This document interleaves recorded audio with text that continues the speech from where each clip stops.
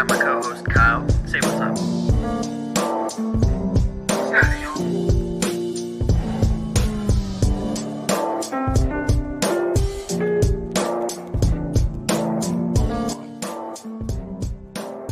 Let's get this shit going, baby. Hey, my paisano. Tommy freaking cutlets, baby. Bro, that was insane. The most Italian family of all time. Facts. Bro, the chicken parm, the penne vodka at the tailgate, bro. Oh, yeah. You had to be there. And this isn't a race thing. This is just appreciating an absolute paisano Yeah. carrying, of all teams, the New York Giants. Like, I don't know about you. I've seen a whole lot of Italian families. 95% of them are Giants fans. It's just something about it. My girlfriend included. Shout out. What's going on, y'all? Another day on the Day One podcast. I'm your co-host, Anthony. I got my co-host, Kyle. Say what's up. What's happening, everybody? Oh, nothing much. We got the program for you guys tonight. Jam-packed. We're going to talk about a lot of stuff has happened over the last week. Yep. So hit the like button, subscribe, comment, do all that fun stuff wherever you're watching so you can catch the latest content. Absolutely. We want y'all to get more. Run us through the slate for tonight. Yeah, dude. And again, everybody, make sure you comment down below during the show, after the show, because we want you to be involved in what we're talking about. We want to spread the love with y'all. Have a legitimate conversation about what's going on around the world of sports, and don't come into the comments saying some dumb shit like, Mike Vick, who's a Hall of Famer. Don't come into the. Don't be saying dumb shit. Whoa. You're not saying he's a Hall of Famer? Nah, he ain't a Hall of Famer. What he do? Did Michael Vick not change the game? I guess the one thing you can say is he never won a Super Bowl. But did he not change the game? I don't know. I don't think so. You need to be drug tested, bro. I don't think so. How did he change the game? He ain't won nothing. Anybody? He paved the way for the mobile quarterbacks that we see now. Have Lamar, won nothing. Jalen, Won Russell nothing. Wilson. Who've won nothing. Russell Wilson doesn't count as a running quarterback, in my opinion. Back in his prime, yeah. He was a dual threat quarterback. Maybe not now, but yeah. But anyways, today we're going to talk about a lot of things. We're going to talk about Draymond Green continuing his UFC title run. We're going to talk about the fall of the Warriors dynasty, unfortunately. We're going to sprinkle in a little bit of the NBA Cup in-season tournament. Finals happened this past Saturday. We're going to discuss that. We're going to talk about Giannis trying to scrap with the entire Pacers organization. Shohei Ohtani making way more money than I will ever see in my entire life over a 10-year span. Mm-hmm. And we're going to finish it off with some spread picks. Okay? Yeah. So I want to start, as I feel like most shows, whether they're podcast, television, radio, started today. We need to talk about Draymond Green and the Warriors. So if you've been living under a rock, Draymond Green was on offense in his game against the Suns. This was what, two nights ago now? Yeah. 2 nights ago. Was up against the sideline in front of his bench. Yusuf Nurkic is holding him very slightly on his hips. Draymond turns around, backhands the dude right in the mouth. Yusuf Nurkic goes down. Nobody on the Warriors bench seemed to blink because of not surprised at all. This is the 4th time Draymond has done something like this. We go back to training camp of last year, Jordan Poole getting socked in the mouth for, I don't know, saying some dumb shit, being Steph Curry's backpack.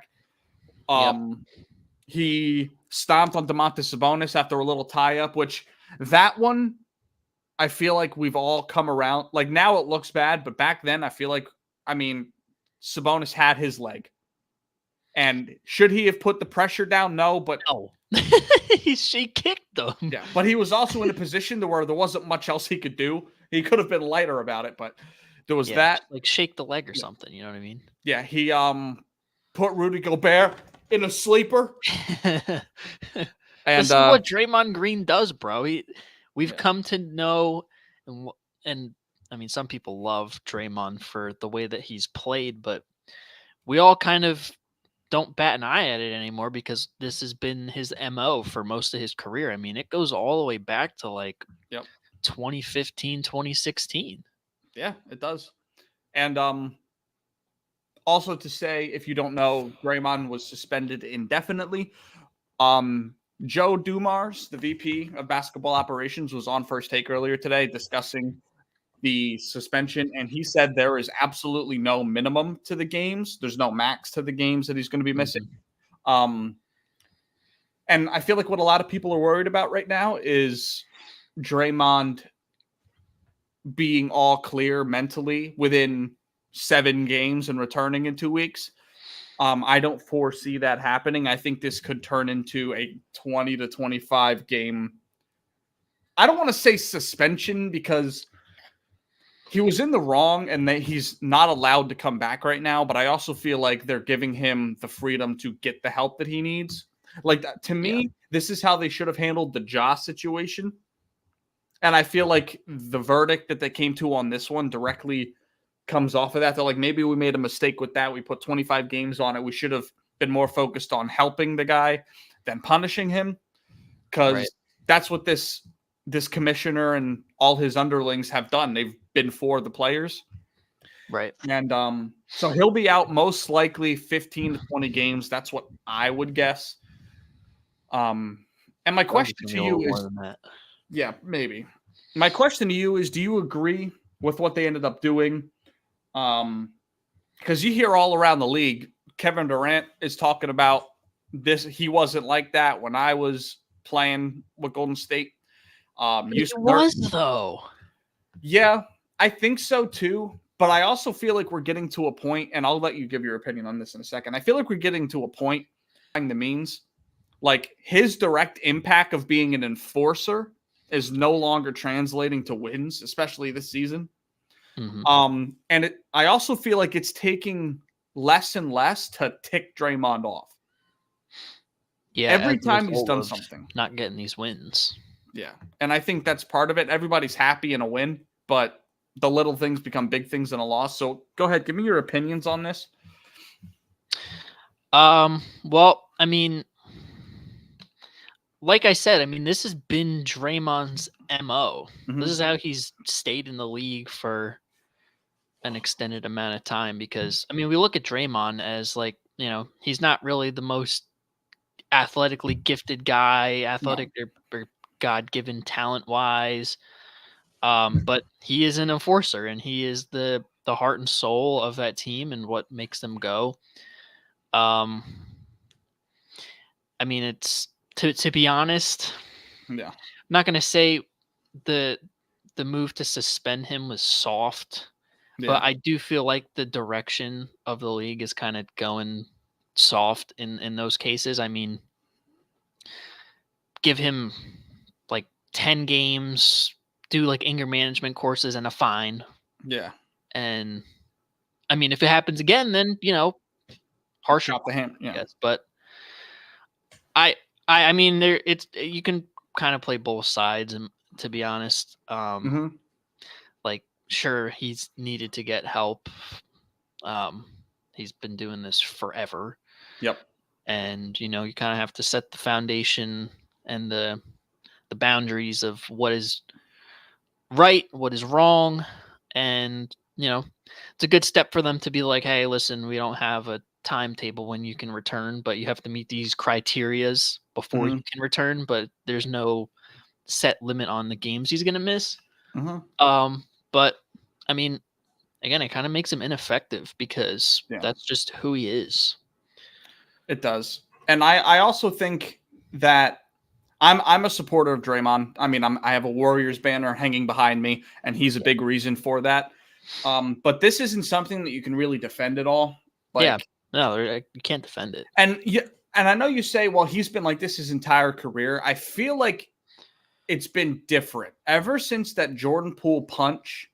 Yeah.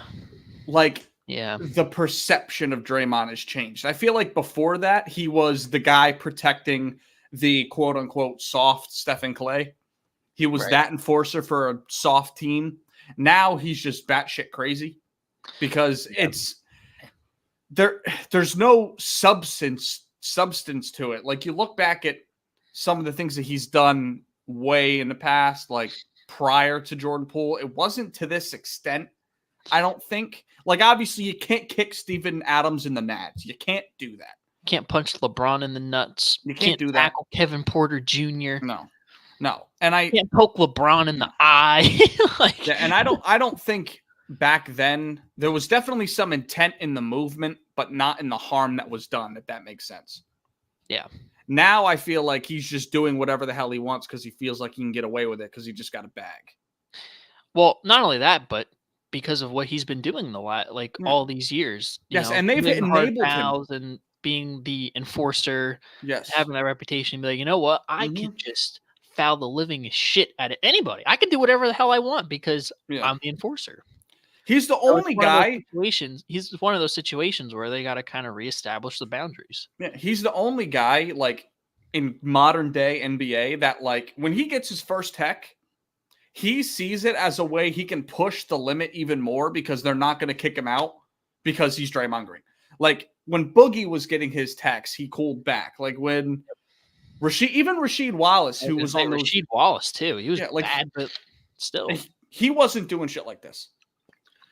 So, and I do definitely think there's a difference between being an enforcer and a hard fouler, because I think that stuff's okay. That's proving a point, establishing your physicality. Now we're at a point to where I'm going to hurt you. Yeah, and that's not okay in any sport. That's not. No, and I'm going to transition it towards. I saw like on a lot of TV the last 2 days, people are talking about how Steph needs to be held accountable for being a better leader. I don't know how I feel about that because they made the comparison. Like if something like this happened on LeBron James's team, it's immediately, what are you going to do about it to fix the locker room? And I feel like in a sense, it makes sense because what exactly did Steph do after the Jordan Poole punch and the Sabonis situation? Not much. Not really. Now, I bet he did in private. But at some point, we don't know what that was. No, and I feel like at this point you have to, because if you're not willing to put everybody down on the team when they're messing up, how can you be a leader behind closed doors if you're not willing to do that in front of everybody? Yeah, but it's like your buddy that's played devil's advocate, saying like you know, can. It's not the public's business. Keep it in house. Yeah, you gotta keep it in house. It's kind of like when your boy is the greatest golfer of all time when he plays alone. It's like you're just do it in front of somebody. Just you know what I mean? Show that you're actually him. Yeah. Yeah. And it begs a bigger question of one, I definitely think the trio dynasty is done. I do too. Clay's just not the same. He has his nights to where he just can't miss, but the consistency isn't there. The defense isn't there. I still think Draymond is a world-class defender, and I think he's a great playmaker still. He's shooting the hell out of the ball this season at like 44% at a clip from three, which is not him, but it's just you haven't seen the likes of this since 2016. Yeah, and he's pushing it to a limit to where it's directly affecting the team. Right. The only one that's playing great anymore is Steph, and he's the oldest guy on that team. Yeah. I think the Warriors can still do something with Steph moving forward. But I worry we're getting to a point now where the media is going to shift to Steph should get out of town like they've been doing to Dame the last 5 to 10 years. Right. Mm-hmm. I think it's going to come to a head where he just retires, in my opinion. Because is Steph going to go play somewhere else? I mean, he might have it in the tank, but do you really see him leaving? I kind of see him being a lifer as a Warrior. That's just me, though. Yeah. That's me, though. See, if I thought Dame was the same way with the Blazers, but Dame's also younger. Yeah, it's a little different situation. I mean, Steph is well into his 30s. 35. Yep. Yeah. I think we're at a point if there were three options, say they were retire early before the team gets bad, play for the team until the wheels fall off, or go to another team, I would say the more likely thing is he retires early. That's what I'm saying. On top of his game, like, you know what I mean, in the MVP discussion, because not everybody's LeBron James. Right. So, like, I mean, LeBron's playing just as good as Steph this season, and LeBron's 3 years older. I don't know if you expect Steph to play this well 3 years from now. I don't know. I wouldn't. We said the same thing about LeBron, but I wouldn't put it off of him because Steph trains like LeBron does. Obviously, not the same ways, but the commitment to it. Yeah. They're in a heap of trouble. I mean, they put 2 lottery picks into 2 players that one of them's not even there anymore. He's on a team that's losing 21 straight games. And the other guy, Kuminga, he's gotten better, but not enough to the point where you feel like you can put him into the starting lineup or make him your 6th man or rely on him down the stretch. He's made jumps for sure, but the last time that the Warriors were really great was the bridge the gap year where you had Jordan Poole, Kuminga, Moody, all these guys that were young playing well enough, and the top end talent was still great enough to overcome it. Yeah. And I feel like that time has kind of passed the Warriors. I think so too. Which is why I've been kind of sitting here like Max Kellerman saying the cliff is coming, and I feel like the cliff is here for the Warriors, and now we're kind of starting to see that. Yeah, and I think there's always a chance for that team if Steph's on that roster playing at the level he is. But I won't be surprised if it's a one-man show next season. Yeah. I mean, I feel like Clay's gone. The Shams leaked the offer 2 years, $48 million, which, I mean, I don't know how you say no to that and how you kind of get butthurt at that. No, especially my thing is there's 2 ways it's going to go. Clay's going to expect to get more money because of his legacy, and he's going to go somewhere else, or he's going to accept it. Because I remember watching a couple years ago when he was on All the Smoke. Yeah. He was talking about how these guys just gave me a max contract the year after I tore my knee apart. So he's like, he felt indebted to the Warriors. I don't know if he's going to be at that point if they keep losing at the end of this year to take a deal like that. Because, like, we look at 2 years, 48, like, oh, that's a lot of money. Not now. Now that's half of a max contract. Right. So it's really, in the grand scheme of things, not a lot of money for a guy of Clay's stature, maybe not ability anymore. Right. But just the reputation. Yeah. So I mean, it's really in his court. I mean, it is. You never know. I mean, he's not restricted. The rumblings. Yeah, it's not just him. I feel like Draymond too. Yeah. Yeah, it's not looking good for the Warriors. No. It's been amazing to see how long their run has lasted, though. Yep. But I mean, all things come to an end, and it's kind of looking like it's coming to an end. Yeah, and the only dynasties in history that really have had like a graceful ending were those Bulls teams. You know what I mean? Last Dance, everyone disperses. Was there bad blood? Yes, but there wasn't that we can't figure it out on the court stage. Right. They went out on top. Yeah. So, and then I guess my last question would be to you: if Draymond comes back, and say he comes back in 20 games, 28 games from now, if he does something else like this, like this could become a bigger thing to the point where, like, if they get to the point where Draymond like has to dial it back, I don't feel like he's the same player.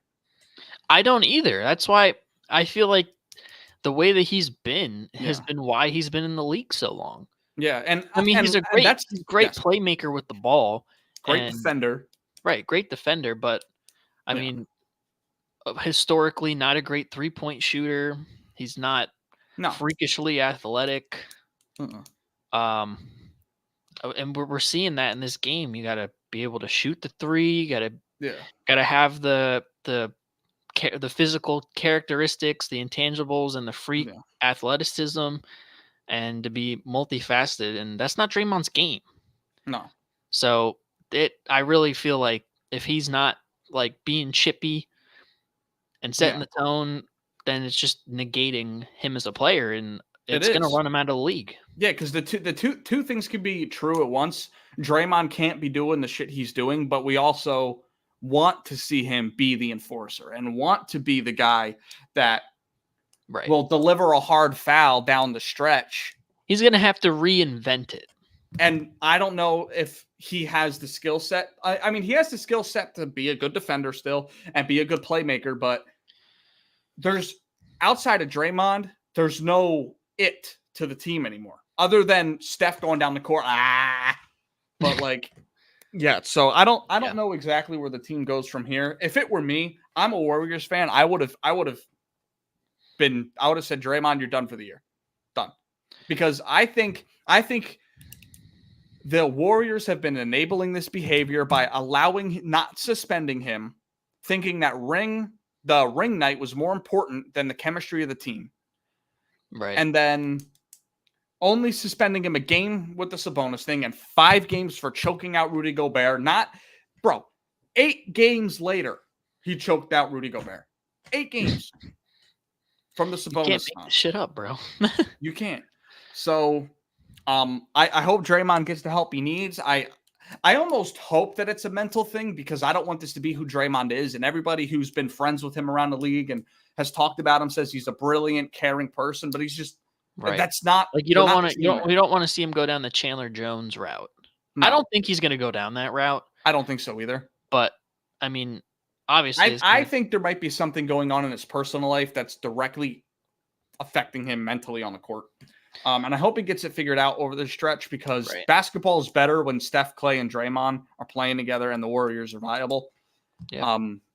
And yeah, we'll have to see where it goes from here. But yeah, I would have suspended him the whole year, especially after all the shit that he's done the last 18 months. Yeah, I feel like 25 to 30 games is. I feel like it's sufficient, but then if it happens one more time, just the rest of the year. If this happens one more time, there's a chance he's done. Yeah. For good. There's a chance that the Warriors, I don't know. He'll have to get paid, but I don't know how that'll work. And I don't want to look at it like that because I want Draymond to be in the league succeeding. And I want to see this run last forever because I love history in sports. I like the Chiefs winning every Super Bowl. And I like seeing the Golden State.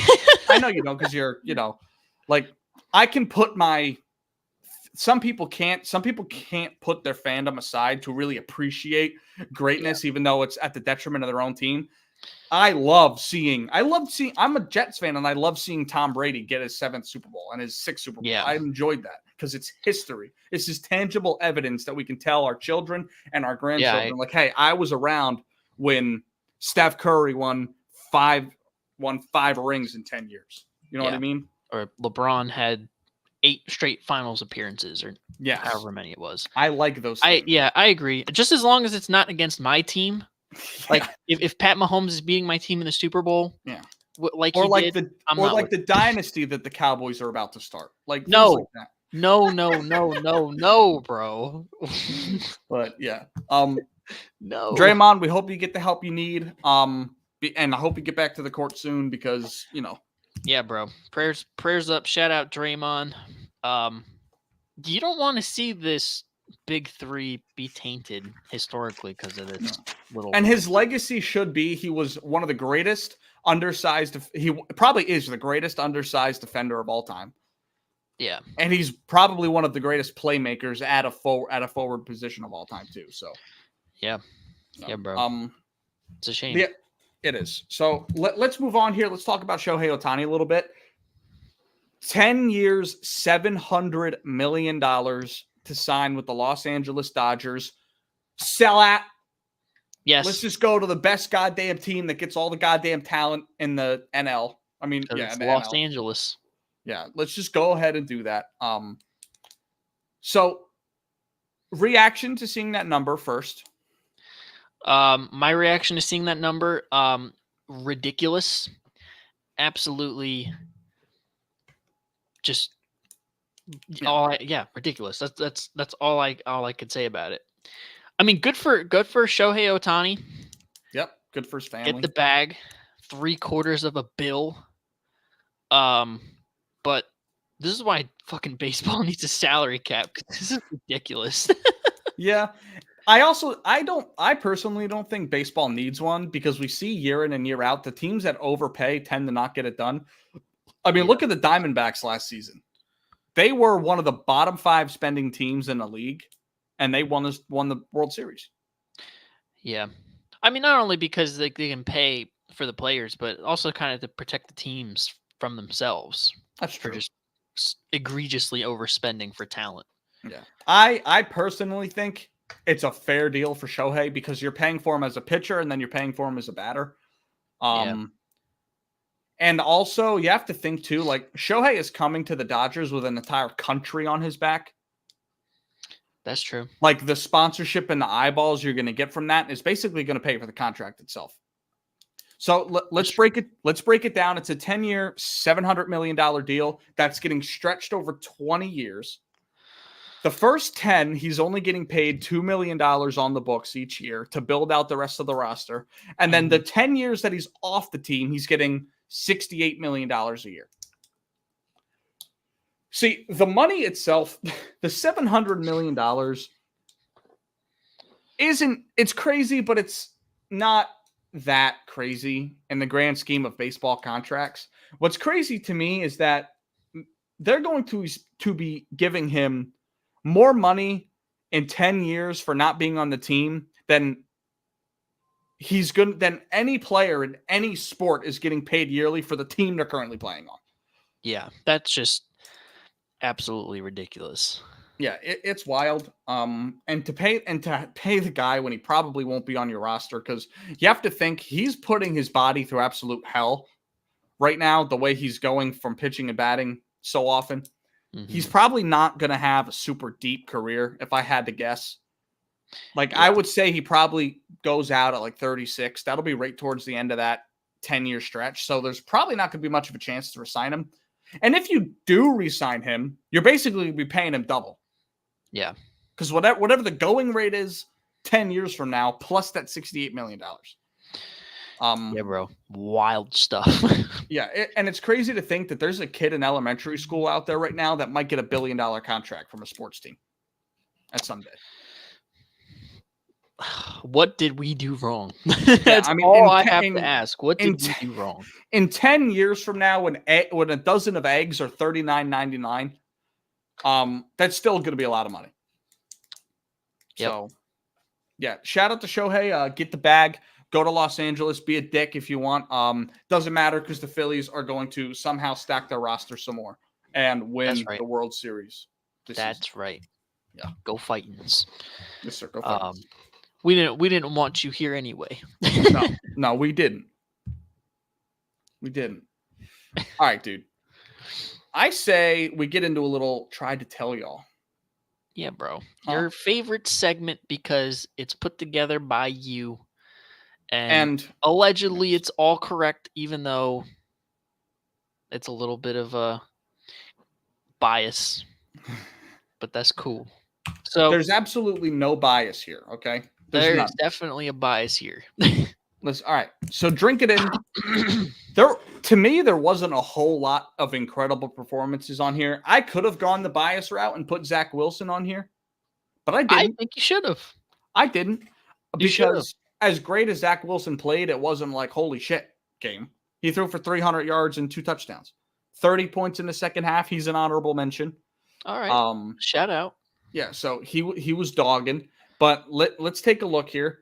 So let's start on the left side, okay? Because we want to get in depth with the other two. Brandon Aubrey, kicker. Who would have thought a kicker would make this list? Kicker Brandon Aubrey against the Eagles this past Sunday went 7 for 7 on kicks. I believe it was 4 extra points, 3 field goals. Yeah. And he had 3 kicks of 50 yards, which is an NFL record, and he had a 60-yarder in there. Yep. Even you can admit that's a pretty good day. It was a pretty good day. I don't want, especially against my team, I don't want him having a good day. Yeah. But he balled out. He did. He balled out. Shows a lot of faith for a young kicker who hasn't really been in the league that long. Yeah, bro. He's growing into one of the better kickers in the league. And He hasn't he's a missed this season. He hasn't missed this season, I know. which is insane. Yeah, I feel like in 3 years or so he'll be in Justin Tucker, Jake Elliott, Evan McPherson territory. He could be. It's possible. He may even get there after this year, depending on how. If he finishes the season without missing a kick and having this game including in that, it's pretty outrageous. But right. Yeah. Shout out. Yes. Shout out Brandon Aubrey for having an absolute dog of a day against the Eagles. Yeah. It warmed my heart to watch the Eagles lose this last Sunday. Fuck you, bro. cold in my heart. All right, let's talk about Giannis last night. Incredible game that was soured by those pesky Indiana Pacers team players. By the poor soul that had to steal his career-high game ball. Yeah, so 64 points, a franchise record in the same franchise that Oscar Robertson, Michael Redd, and Kareem Abdul-Jabbar played for. Yep, and Brandon Jennings. Don't forget about Brandon Jennings. Oh, yeah, Brandon Jennings. I believe that's whose record he broke. No, he broke Michael Redd's 57.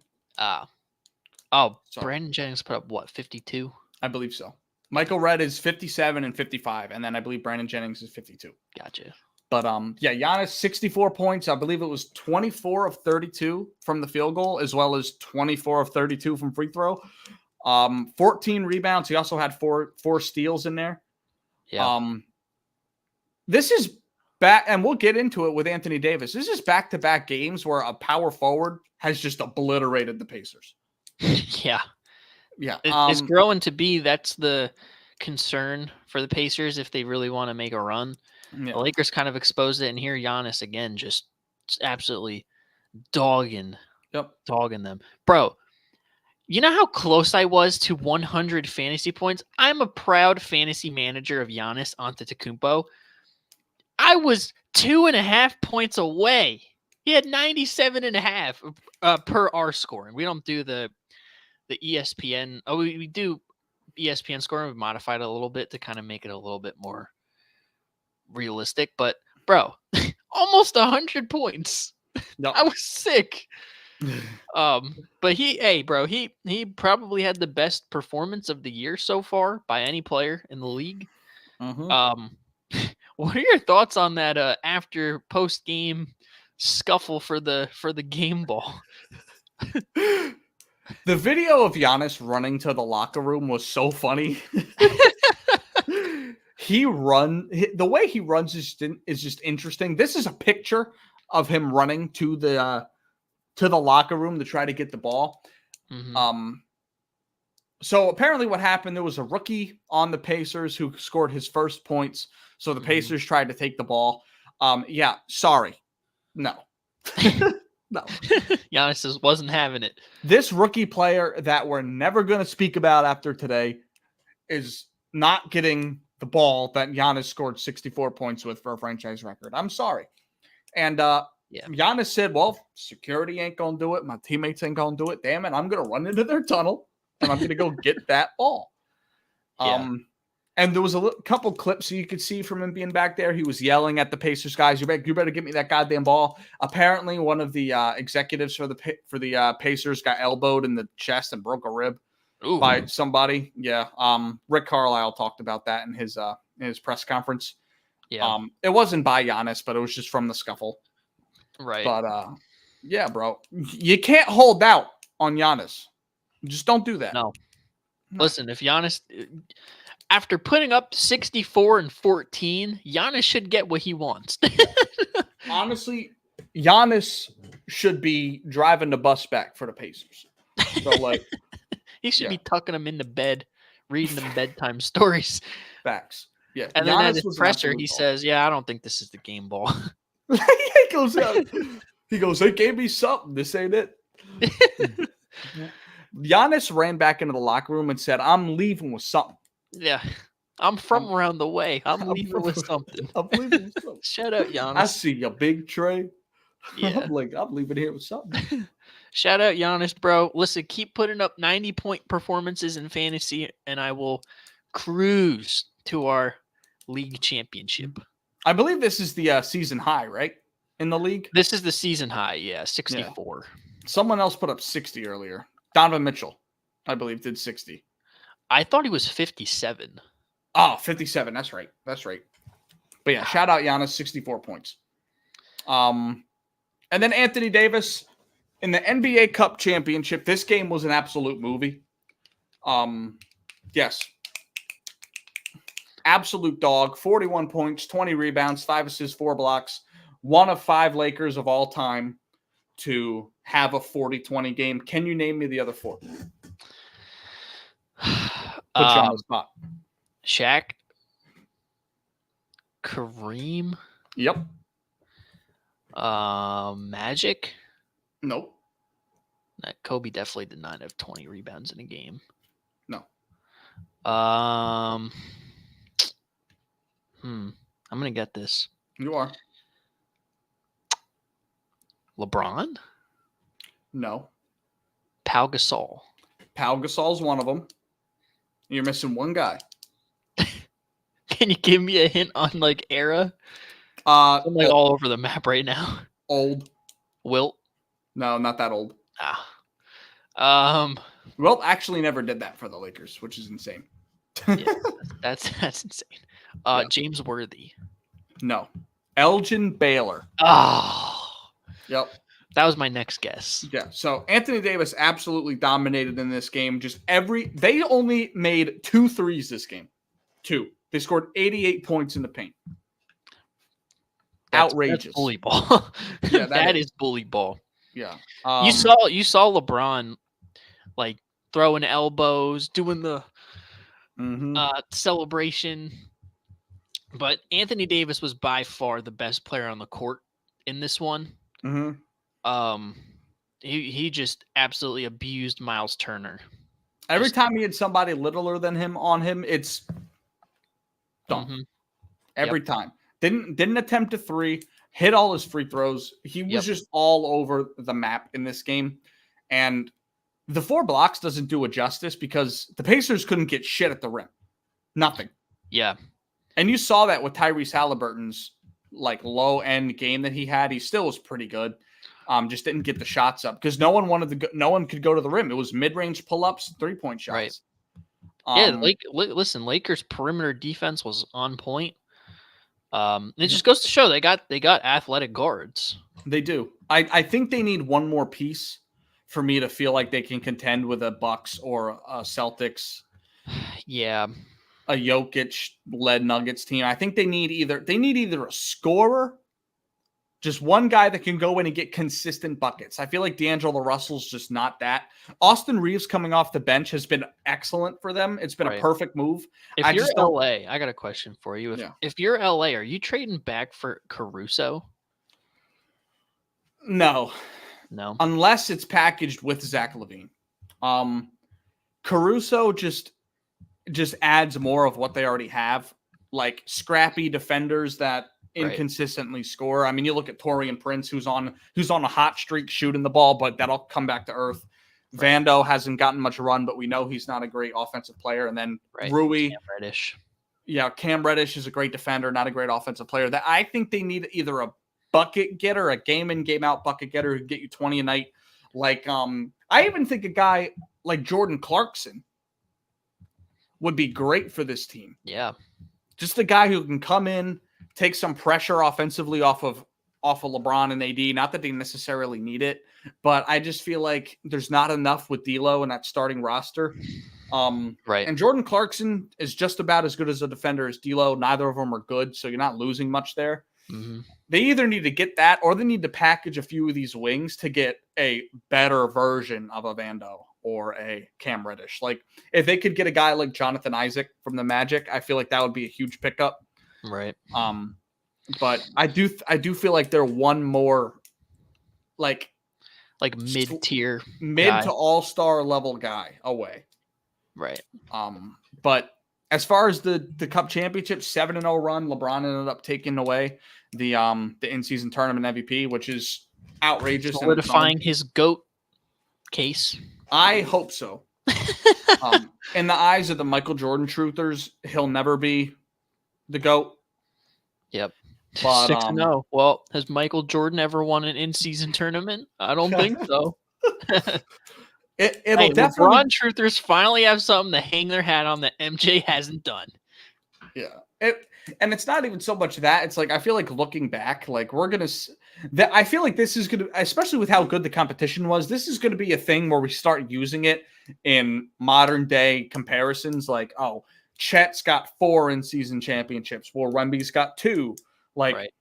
we're going to be able to sit in the barbershop, 20, 30 years from now and be like, the LeBron Michael Jordan discussion is pretty cool. And then we're going to bring up LeBron won the first ever in-season tournament at 38 years old. Yeah. It always seems like LeBron's doing like historic things. They won in the bubble. Yeah. They won the first in-season tournament. It's like LeBron's just a pioneer. Yeah. I saw somebody say that the bubble ring and the in-season tournament ring might count as one full ring. Because you still have those Mickey Mouse ring truthers out there. Yep. I don't necessarily believe that, but yeah, I don't factor this into like ring count. I don't either. It's a separate thing, kind of like Walter Payton Man of the Year is in the NFL, where like it's a nice thing on your resume, right? Maybe even maybe more than that, like comeback player of the year almost. I don't know. Maybe no, not even that either. There's not something to compare there's not it to. an award that you can compare this to. Yeah, like something that really affects your legacy, but in the grand scheme of like high end discussions, it doesn't. Like I don't know. Maybe I don't know. We have to see more of these in season tournaments to really figure out where it stands. Right. But yeah, it was a success. It was. Definitely the first year was a success. Mm-hmm. And I'm happy to see the Pacers getting involved in all this shit, especially with my propaganda of them securing the 4th seed by the end of the year. That's well alive, and I'm very happy about it. Yep. But this is good run for them, and I hope this goes to show that, and I said this last week before these 2 games where they got dominated by Giannis and AD, that they need a big wing. They need a big, they do, like thumper of a wing. Yep. And that's showed in these 2 games. It did. They just need another body, and I think they'll be able to maybe not contend because I think they need another star, right? But they're getting to that point where, yeah, they're a formidable playoff team. Yeah, but yeah, these are my 3 try to tell y'all performances of the week. Next week, I promise you, there probably will not be a kicker on here. Yeah. But this week, I felt like there wasn't really that many football standout performances. Like again, we talked about Zach Wilson. We talked about we didn't talk about Will Levis coming back down 13. Shout out to Mayo, man. Yep, that was a dog performance. Tommy freaking Cutlets. Oh man, getting his 3rd straight win. Keeping the Giants in the playoff conversation somehow. Yeah, he's the first rookie of all time to win 3 straight games without having a turnover. That's pretty gnarly. Yeah, there's just not a whole lot around the league. I mean, I could give it to a guy like Debo again, who had another great week, 2 touchdowns, another 175 total yards. But I felt like basketball should have been well represented this week with everything going on. Rightfully so. Like the list, other than Brandon Aubrey. Yep. Real quick. Yeah. We'll just do our spread pick for Thursday night since kickoff is in 2 minutes and 30 seconds. Yep, let's look at it. Unless you want to run through them all first, we can just start with that one. No, let's just get that one out of the way, and we'll discuss it more when we come back. We'll get that one out of the way, and we'll break down these more because it's about to start. Chargers in Vegas taking on the Raiders. Raiders are 3-point home favorites. Yep. No Justin Herbert, he's out for the year. No Keenan Allen for the Chargers either. I'm going with the Raiders. Yeah, I am too. The Chargers again will charger. Maybe Easton. I mean, we've seen this year like quarterbacks that have nothing on tape are winning games right now. Mm-hmm. I don't know if Easton Stick quite has that in him to do. He's been in the league quite a while now, so he didn't really show me all that much last weekend. No, without having arguably a top 5 receiver against a hungry team like the Raiders. Yeah, I like a big Austin Eckler game here. Me too. Aiden I O'Connell don't think has it's enough. Aiden O'Connell in the grand scheme of himself has been playing relatively well this season. So I'll take the Yeah. Raiders too. Yep. Mhm. Yep. That kicks off in 2 minutes. You can Yep. catch it on Amazon Prime. But All right, watch it after the show. after the show.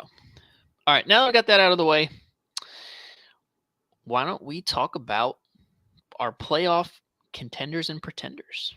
We spoke about it last week, how we were going to discuss it a little bit. Go in, dive into some of these teams, see who we think has a legit chance to make a Super Bowl run. Maybe not win it, but make it to the Super Bowl. Right. So yeah, dude, let's get into it. You want to start in the NFC and work our way over to the AFC? Or Yeah. I mean, start in the AFC because they're on the left. Oh, yeah, we can start whichever side. I don't really care. Yeah, let's start with the Ravens here. So 10-3, currently winning their division. The number 1 seed by a whole game. They have the tiebreaker over a few teams on the outside of the playoff hunt. Yep. So Baltimore Ravens, contenders or pretenders? For me, I would say the Ravens are contenders.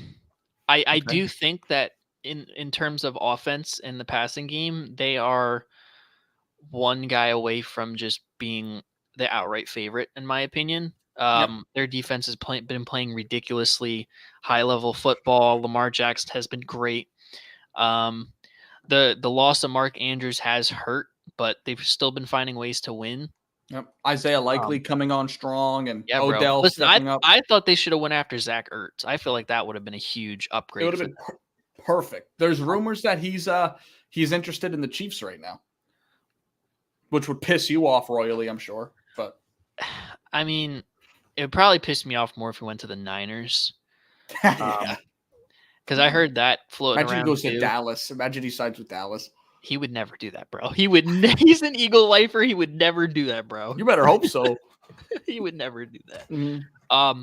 But yeah, no, the Ravens, they've kind of in this wild AFC where we have all this uncertainty, they've kind of developed into the constant in this conference. Yeah. I mean, the one thing you can question, obviously, is Lamar Jackson in the playoffs. But, I mean, being there, having the home field advantage, they only need to win 2 games. Yeah. It's very doable. So I think if it runs through Baltimore, I think they do have a chance to make the Super Bowl. So Yeah. I'll have them in contender territory. Mm-hmm. I'm gonna have them as a contender too. I'm just leaning over the fence on that. The only reason I have them as contender is because the AFC has so many questions. Like if the Chiefs were 8-5, but we felt they were at the peak of their powers, and the Dolphins didn't just have Tyreek get hurt, I probably would call them pretenders. Yeah, but at this point, they're the only team that's been consistent. Yes. There's so much uncertainty. So I'm going to say that the Ravens are contenders right now. Yeah, I agree. This game, not this coming week, but the following week against the Niners is going to be a huge litmus test for them. Yeah. Potential Super Bowl matchup, Mm-hmm. as much as I hate to say that, but yeah. Well, then we'll see where they really stand, because we kind of look at the Niners as the best team in the league now. Yep. So yeah, that'll be a fun matchup when that comes. Yep. Miami Dolphins, I have them as pretenders. Mm-hmm. Defensively, they've been playing a lot better as of late since they got Jalen Ramsey, but yes, I feel like everything showed on Monday night. Without Tyreek Hill, they're offensively inept, particularly in the passing game. Yeah. They got the flashy toys. Like I said, they're the sexy broad at the club that's got the clothing that looks nice. You got the nice curves, but when it's all said and done, when you got to get down and dirty and, put your money where your mouth is, she ain't going to do it. That's how I feel about the Miami Dolphins. It was crazy to kind of look at them like for a good half of the week saying this is the number 1 seed in the AFC. Yep. And without Tyreek Hill, they are really just a one and done team, maybe second round exit in my opinion. Mm-hmm. Yeah, I mean, that's really all I have to say about that. Tua showed his colors when Tyreek was out. So He did. He did. I have him I'm as a contender. I actually have them as contenders, and I'll tell you why. Yeah. For me, I yeah, I'll let you go. And I have there's question marks for sure, but again, in this AFC, there's a lot of question marks everywhere. The Yeah. reason that's making me lean towards contenders is because, yes, we haven't seen them play anybody, but we're also not treating Dallas like that. I feel like we're both going to come around to saying they're contenders when we get there. But I also think, I don't know if you should agree with this, but Dak's a better quarterback than Tua. Yeah. The reason I have the Dolphins as a contender, I do think their defense has absolutely turned a corner. They've been playing some of the best defensive Yeah. football the last few weeks. That's big, especially against good quarterbacks that they're going to have to face: Trevor Lawrence, Mahomes, Lamar. And yes, they did show that they can't really move the ball without Tyreek Hill. But I mean, look around the league. What team is really doing well without their top talent? I mean, the Chiefs couldn't do shit against the Lions in week 1 without Travis. I could imagine if the Cowboys lost CeeDee Lamb, they would take a huge step back. And I'm not going to sit here and bank on the fact that Tyreek Hill won't be available in the playoffs. I just have to assume he will be because, I mean, it's a minor injury. It's up in the air if he's playing this weekend, but if it's up in the air, he's playing this weekend. He's most likely going to play in week 16. Right. I do think, though, this weekend can sway me. If Tyreek Hill's not playing and they just can't move the ball at all against this Jets team, a lot of people haven't been able to this year, but they have a lot of talent. They have a great 1-2 punch in the running game. They should be able to put points on the board. If they just look like they're playing down to their competition this week, I probably will flip back to pretender. But I think they have enough in this AFC to make a Super Bowl run, especially with the questions of Lamar in the playoffs, the Chiefs offense. So for that reason, I have them as a contender right now. Yeah. I mean, for me, it's close, but again, I still have questions about Tua. Yeah. They have talent. They really do. Their defense has been playing a lot better, like you said, but that game against the Titans left a really bad taste in my mouth. And it's the Titans. It is the Titans. You can't blow a 14-point lead in the fourth quarter against the Titans. I think that more falls on coaching than anything. And that's the thing. Mike Vrabel worked Mike McDaniel. Yeah, that's the thing. Stretch of the game. That's the thing you got to look at, and you also have to kind of look at it with some of these other teams too. Like coaching is the Achilles heel, and that can determine whether you're a pretender or contender. I do think Mike McDaniel's an incredible coach, but I definitely think Mike Vrabel's becoming one of those guys where it's just like he can will his team to victories alone. He doesn't need the talent. He's like I've been saying on this program multiple times. Yeah, but I'm going to continue the propaganda against them. But yeah, Dolphins, I have them as contenders right now. All right. Chiefs. Pretenders. Wow. Give us your reason why. Their defense has taken a step back since the beginning of the year. They didn't give up a 21-point game in the first 8 weeks of the year. They've given up 21 in 3 straight. And that's all it's been taking to beat them. 21 points. That's all you need to beat the Chiefs, which sounds outrageous. It used to be you're going to have to get into a shootout and you probably will still lose by 10. Yeah. The drops and the stupidity on offense is just showing its nasty head to they're inept right now. Mahomes is doing Mahomes things, Kelsey's doing Kelsey things, but like they don't have anything else outside of those two and Pacheco. They don't, and they're not able to. Travis Kelsey hasn't scored a touchdown other than last week in 5 of the last 6 weeks. Teams are scheming against him correctly in the red zone, and they're just not able to capitalize. Yeah, I think a lot of that has to go into our matchup with them on Monday Night Football. We schemed for Travis Kelsey Yep. made everybody else beat them, and we were able to beat the Chiefs, and that kind of laid the blueprint. It did. And Rashee Rice has come on strong. He's been playing really good football. But they keep spamming the Kadarius Toney propaganda and the MBS propaganda. At some point, you have to hold the guy accountable instead of just defending him in the press booth. He was offsides. He was offsides. But yeah, and I do think that they never said he wasn't offsides. That is true. Yeah. Two things can be true. But they're missing something on offense, man. And we've seen this in dynasties all across all sports. I mean, like we just talked about the Warriors dynasty. They had right in the middle of these championships, they had a 21 win season when they got the number 2 pick. So there's going to have down years. Every quarterback has them. You're not going to make it to the Super Bowl and win one every year. Right. I definitely think this is going to be a shot in the foot for them that they need to go out and get a receiver. I definitely think this is the year they do it, get a big time guy or a top, maybe trade up for a top end receiver. Right.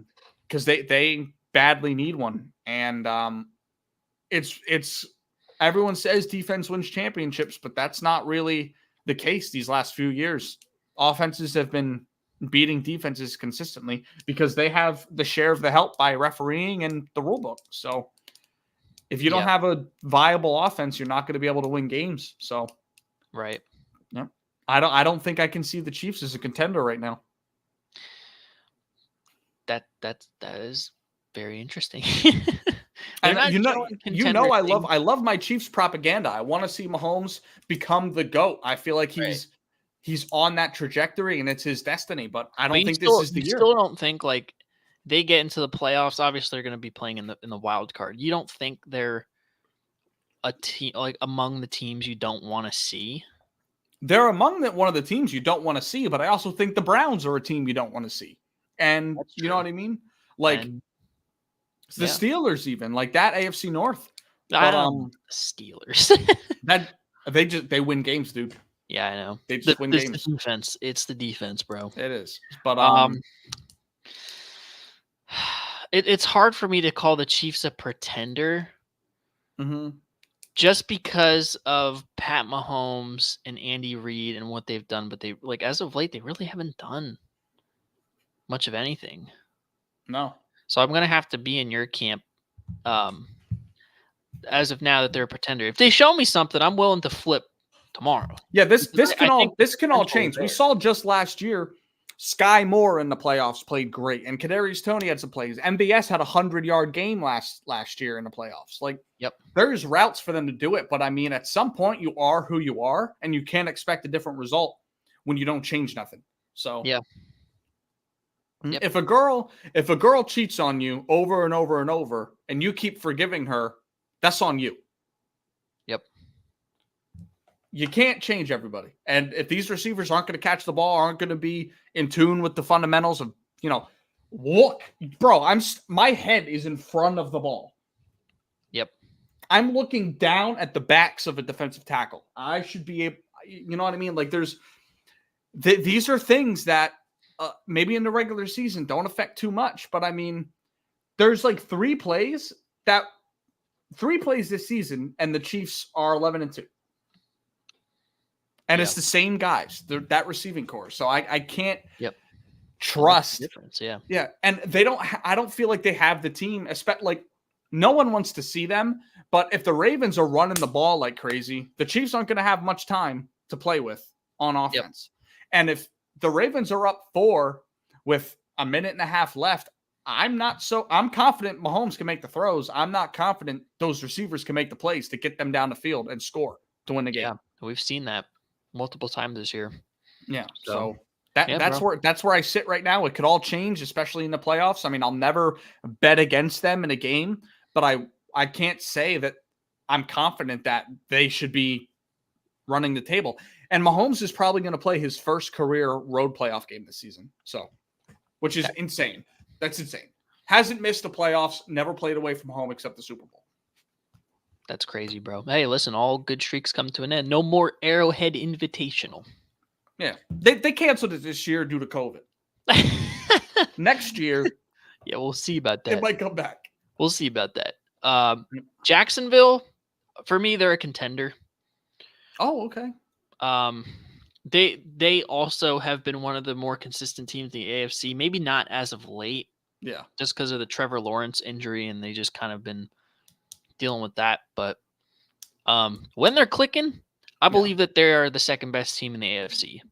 Okay. And I feel by behind playoff time, Doug will have something figured out for these guys. The defense has been fairly underrated this year. The better Josh Allen is over there balling out. And I mean, the one question mark that I really have about the Jags is like Calvin Ridley. That's my question mark over the course of the year. But you have Evan Ingram, who's emerged as a huge weapon as of late in the last 2 games. Had 3 touchdowns all of last year, has scored 4 in the last 2 weeks. Yeah, absolute dog. And ETN as well. He's been solid. They just got to get Christian Kirk back. They do. I also think the Calvin Ridley stuff, I don't feel like has necessarily been on him because we've seen multiple times this year. We know because we've both had him on fantasy. He's got 2 or 3 targets in an entire game. Now, maybe that's matchups. Maybe that's he's not getting open. Maybe he's still a little rusty from not playing last season. Yeah, but we're at week 15. Yeah, we are. But I mean, yeah, at the same time, you're right. It is going to take like maybe a full year for him to really get. Yeah. And you also think he only knew one system, then he was on the couch for a year, and now he's in a new system that he doesn't know with players he's never played with, trying to become a number 1 receiver on a team that already has a number 1 receiver. Right. So like there's a lot of things working against him, and they just have to iron it out.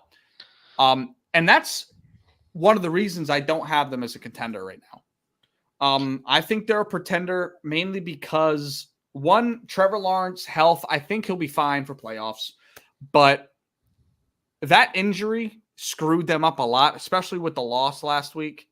Yeah. They're only 1 game ahead of the Houston Texans. And the Texans beat them.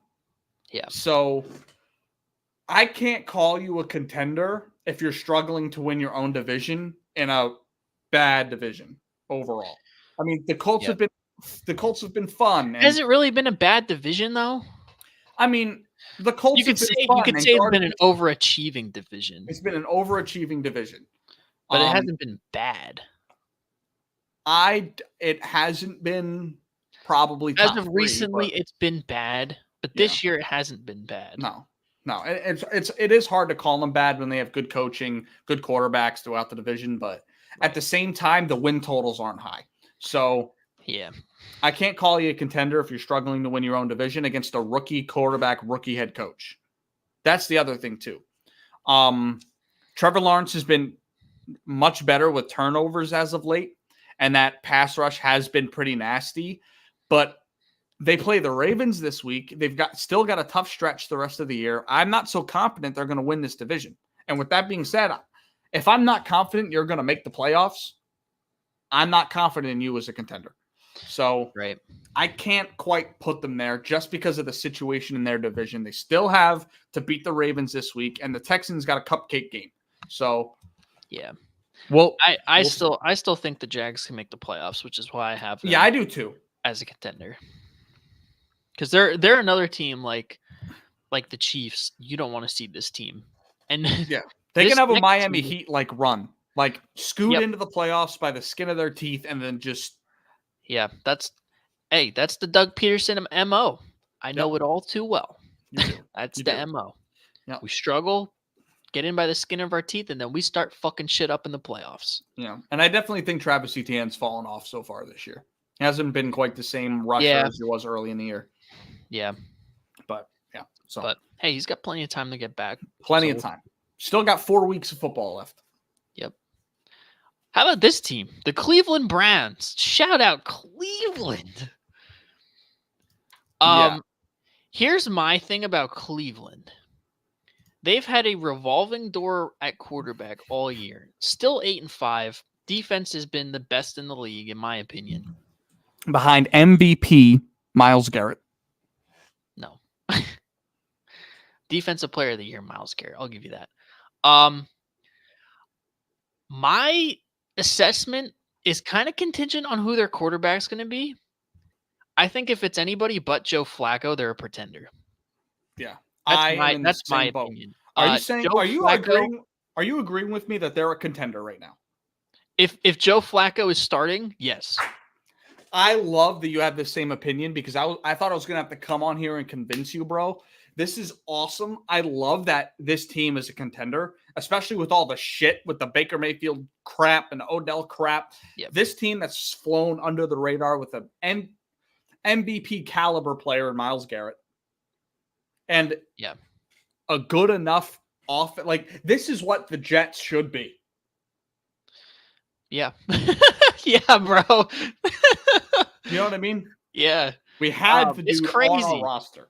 Yeah, bro. It's insane, bro. And the Linsanity run that Joe Flacco is on right now, coming off of the couch, bro, has the track record, a Super Bowl winning quarterback.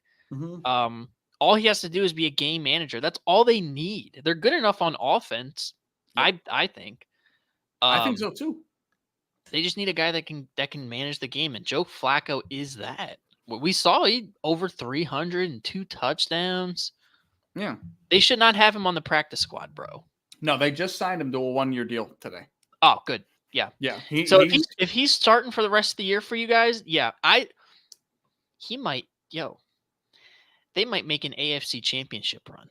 They might. And I think they are a contender just because I think that defense is the first, if not second best defense in football, behind the best defender in football right now. Their running game, despite not having Nick Chubb, has been awesome between Jerome Ford and Kareem Hunt. What a signing, bringing him back. David Njoku has come on as well. Yep. And underrated talent. And we have to start giving Kevin Stefanski some love, especially in the Coach of the Year propaganda, because to have this team at 8-5 when shuffling quarterbacks like they have been is just incredible. Bro, you go from number 4 to DTR. Yep. PJ Walker was in there, and now you have Joe Flacco, who off the couch was pretty much retired at the beginning of the year. And it's weird, like we've seen this a lot in sports that like a guy falls off at that 34, 35-year-old age and then has one last hoorah at like 37, 38. At like 30 Super Bowl run, bro. I lived it. He wasn't quite that age, but like the 37, 38, when the mind is the best it's been in with all the IQ you've accumulated over a career, and you have just enough left in the tank of your athletic career, you have that one season of just dominance. Yep. Joe Flacco is about to go on that run, I think. I think so too, bro. It would be insane. Mark it down on the program right now. I think Joe Flacco is going to have a Nick Foles-esque playoff run. Okay. I'll mark it down.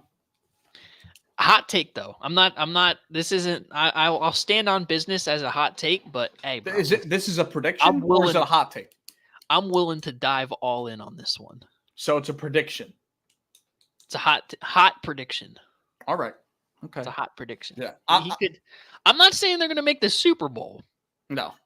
But like upset. They could make an AFC championship game. They could. Especially where they're sitting. I mean, you look at who they have to play, the Jags, with how they've been playing. Yep. They could upset them. And if they run into the Dolphins, that like I could see them beat them too. Yeah, bro. The Chiefs maybe. Yeah. That'll be a tough one though. Yeah, probably. Yeah, bro. Man. Yeah. What a team. The Steelers. No. I think they're a pretender. I do too. Mitch Trubisky's not doing nothing for him. Yeah, no. Mike Tomlin can't get over his old ways of smash math football. Like not only that, but there's just so much like turbulence in the locker room. Like you're not going to win a championship with all these guys kind of like having the locker room divided and saying that the coaching sucks and all this other nonsense. Like that, you're not going to win a championship like that. They'll be a first round exit if they make it. Yeah, But at the best, I think they can miss the playoffs. I think so too. It's still wide open in that 6 to 11 range. Right. Colts, I don't think so either. I don't think they just have enough. I mean, they tend to just randomly win games, especially with Gardner Minshew. Like, this is perfect situation for Shane Steichen to be in a position like this while your rookie quarterback is currently rehabbing is pretty cool. Yep. It goes to show how good of a coach he is, but they just don't have enough. Yeah, no, I agree. Yeah. Shane Steichen has done a hell of a job, though, bro. Shout out. I'm sitting here. I fucking wish that he was still here, bro. I'm so upset. By the days passing, I miss this man more and more. Yep, I hear you. But yeah, no, they don't really have as much as some of these other teams do. So No, it's crazy. So now we're in the hunt for the AFC, and you look at some of these teams. It's like, what are they doing here? I know they get in, bro. Like Houston. I think Houston's a pretender. I think they're a pretender based off of the Tank Dell injury. Yeah, and for me, it's really the experience. Yeah. Can they make the playoffs? Absolutely. Do I think they will? Maybe. If they get there, they'll probably lose in the first round. Yep. We might see a Eagles-esque run for them. You know what I mean? They'll bounce out in the first round, make moves in the offseason, and potentially be a top team in the AFC the following year. So, yeah, I think they're, in terms of a Super Bowl, they're a pretender. Yeah. Yeah, I'm right there with you. I really think for me it comes down to the Tank Dell injury because there honestly for a few weeks wasn't a passing unit that was messing with them in the entire league. Some of that could have been lightning in a bottle. Some of it could have been CJ Stroud is just him and Tank Dell's becoming one of those guys. But with the fibula fracture being out the rest of the year, Nico Collins now hurt. They clearly don't have enough, and especially for a rookie coach, a defensive rookie coach, no. Yeah. The future's looking real bright for them, though. Yeah. Just imagine if they get like a top 15 wide receiver. Yeah, like they could get. There's a few guys out there. I still have to dive into the draft. Like I know maybe 10 names, but there's some guys out there that they could definitely go out and get. Denver Broncos. Call me crazy, bro. Call me absolutely bonkers, but I think this team in the AFC, this is probably the biggest wild card for me out of this AFC list. Yep. With the inconsistency and the uncertainty we've seen, I think the Broncos, if they get in, are a contender. The way they've been playing as of late. What's your reasoning? I'm curious. For me, I mean, the defense and the Russell Wilson renaissance. Yeah. They've started to click at the right time, I think. Yeah. Obviously we knew it was going to take a little bit for him and Sean Payton to kind of get on the same page, but I feel like they're getting on the same page. Granted, they've been underwhelming and they started 1-5, but we looked at this team like, they have enough talent to make noise in the AFC, and I think they're one of those teams that has they've been one of the more consistent teams as of late. They have been. Conference. The record obviously isn't as good as like we look at the Ravens. But they're right in it. I think if they get a spot, they're one of those teams that you don't want to see. Yeah. And, a lot of people writing them off. And I don't think Russell Wilson's writing back. Yep. Now, we know I don't think that they're a contender. Like, and we're only saying these teams are contenders if they make it in, obviously. Like, if they make it in, can they make a run? Yeah. Obviously, a lot of luck is baked into that once we get into these teams. But I don't think they are, mainly because I don't think they have enough of a pass rush. And you need a pass rush in the playoffs if you're going to beat some teams. I don't think they have that. They have everything else. They just don't have that. And that becomes a bigger thing in the later stretches of the playoffs. we know Russell Wilson's a religious man, and he's literally taken the Jesus route. Like, everybody wants, when he's at the top of his game, when Jesus was at the top of his game in Jerusalem. Yep. Everybody wanted to hate on him. We ain't a believer. This is Russ in the last stretch of being in Seattle, okay? Then he goes down. Jesus gets nailed to the thingy, okay? Russ has a bad year. Everybody's like, yeah, that's what we thought. Yep. Then that motherfucker comes back. That's what I'm saying, bro. Then he comes back, and it's like, right now. It's like, hang on. After the 1-5 start, they've been unbelievable. And then it's like, hang on, maybe there is an afterlife. You know what I mean? Yeah. So we're getting to that stage where the Broncos are frisky. I mean, you look at the coach, you look at the quarterback. I think Jerry Jeudy has locked back in, but he's still not playing that well. I don't think they have anything out of that tight end area right now. I'm an Adam Troutman truther, but he's not getting it done. He's just not getting it done. There's some work that needs to be done these last few weeks, but I just don't think they have enough on the pass rush perspective. Right. Like, name a guy on their defensive line. Right. So, yeah, no, they can be a borderline team, I think, but just by the momentum that they've been building and where they're positioned, I think they could quite possibly make a run at the AFC Championship. There's obviously not saying that is probable, but hey, listen, this is a team with an outside chance. They could be a team that you don't want to see in the playoffs. Yeah. Kind of like the LA Rams in the NFC. Yeah. It's kind of seems like they're clicking at the right time. I feel like the Broncos are kind of in that same conversation. Yep. Where they could knock off some of these, like Jacksonville, maybe the Chiefs, the Dolphins. Yeah. Bro, imagine the Broncos getting their get back for 70. Yeah. In the playoffs. Oh my God. That would be a movie. Facts.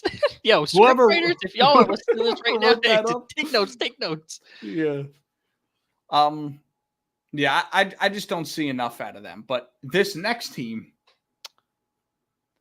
if they get in, I think. Yeah, bro. I think Cincinnati could be a contender. It's funny, bro. It's hilarious. We've written them off 3 times this season on this here show.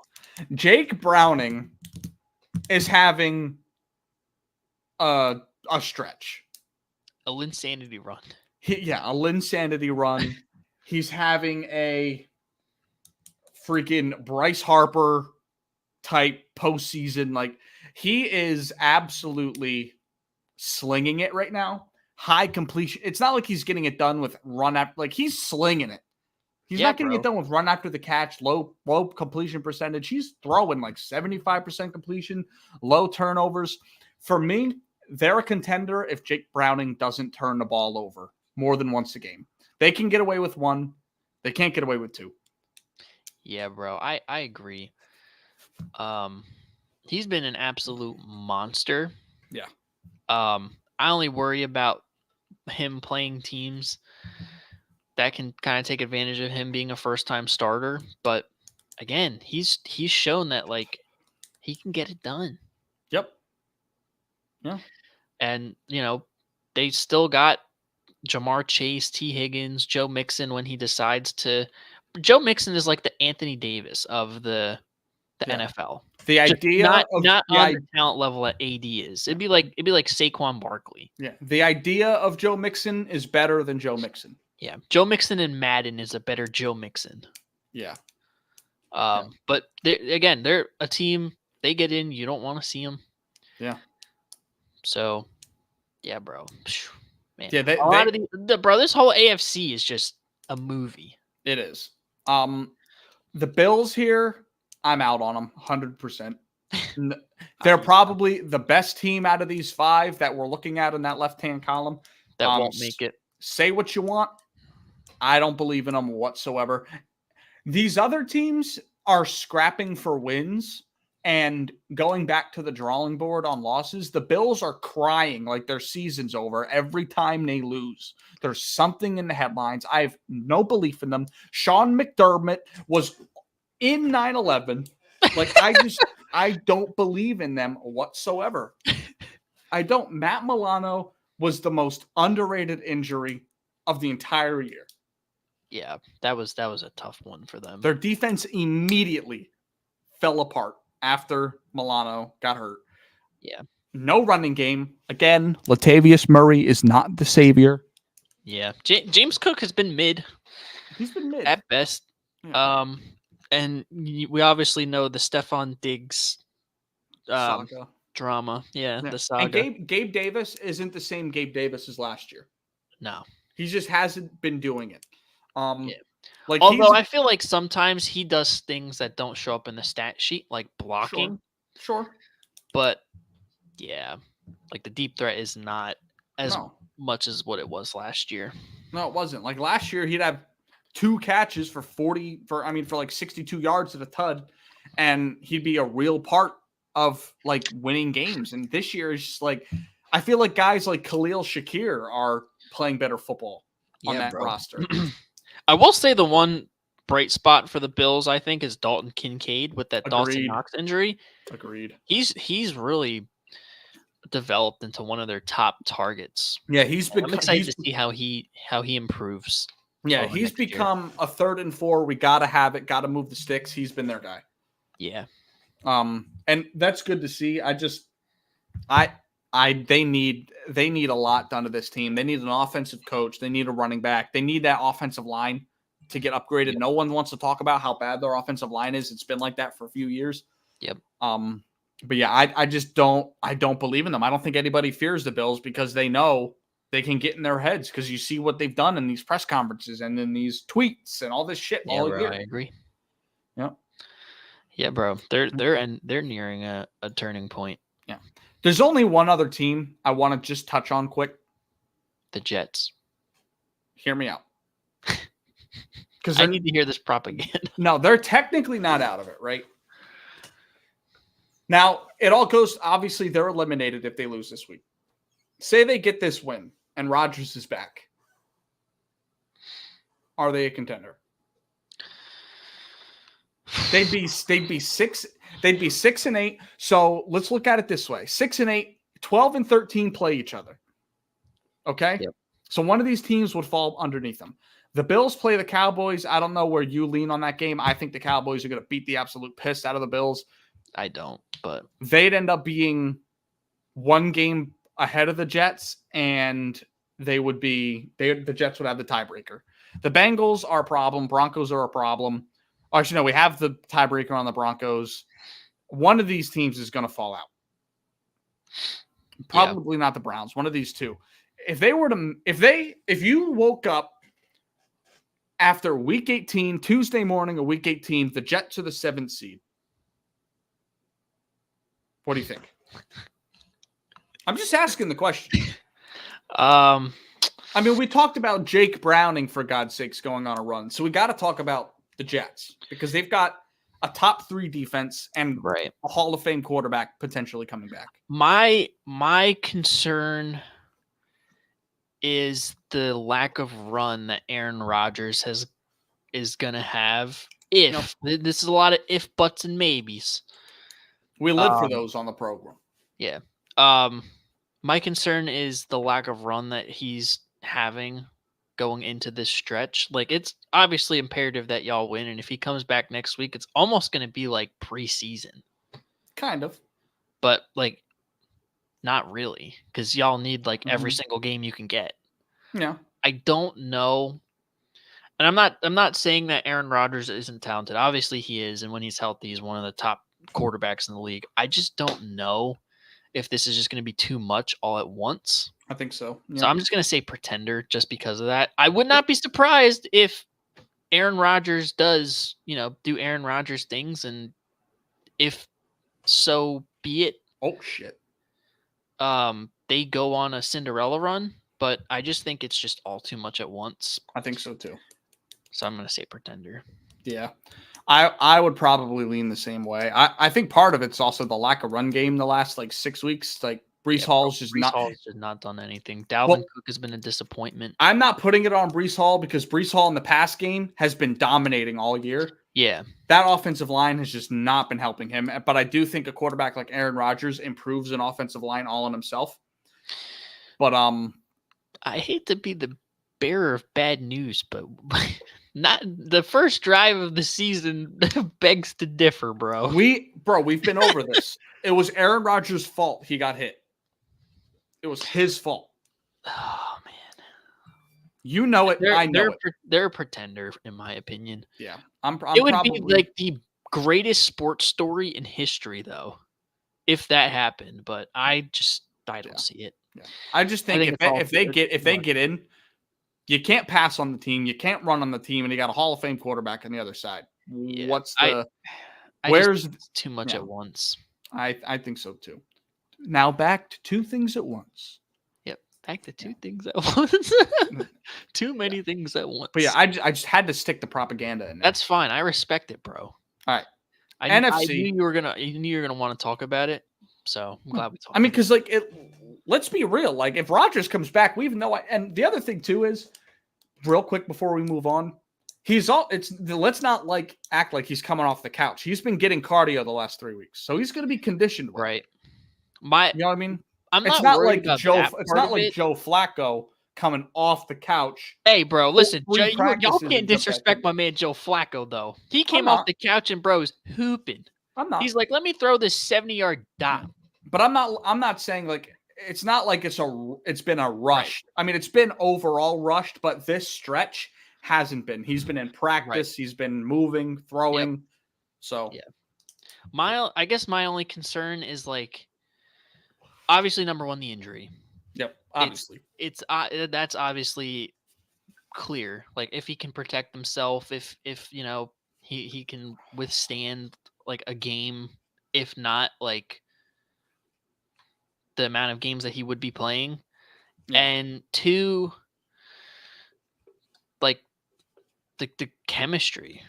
If the NFL he's been at practice, I know that, but just if the NFL wants to market this, they should tell both the teams hey, if Aaron Rodgers is expected to play, tell the other team, let them get prepared.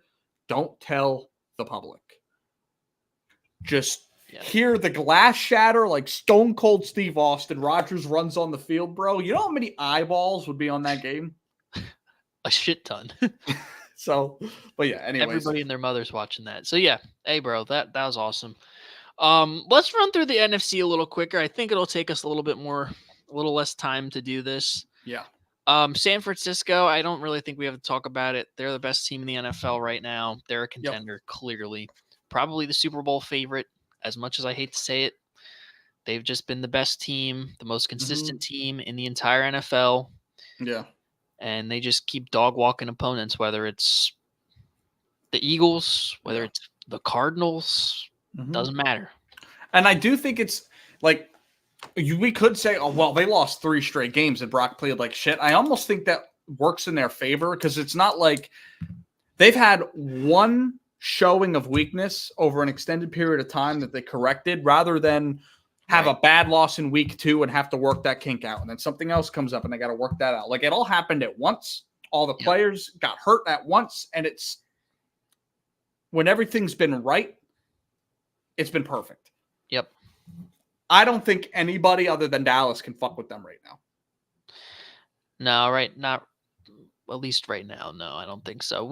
If we get our shit together, I believe we can fuck with them, but we got to get right. This Super Bowl right now, yeah, we can't fuck with them. But no, this Super Bowl, this Super Bowl is going to an NFC team, 100%, unless Mahomes pulls a rabbit out of his ass. That's the only way.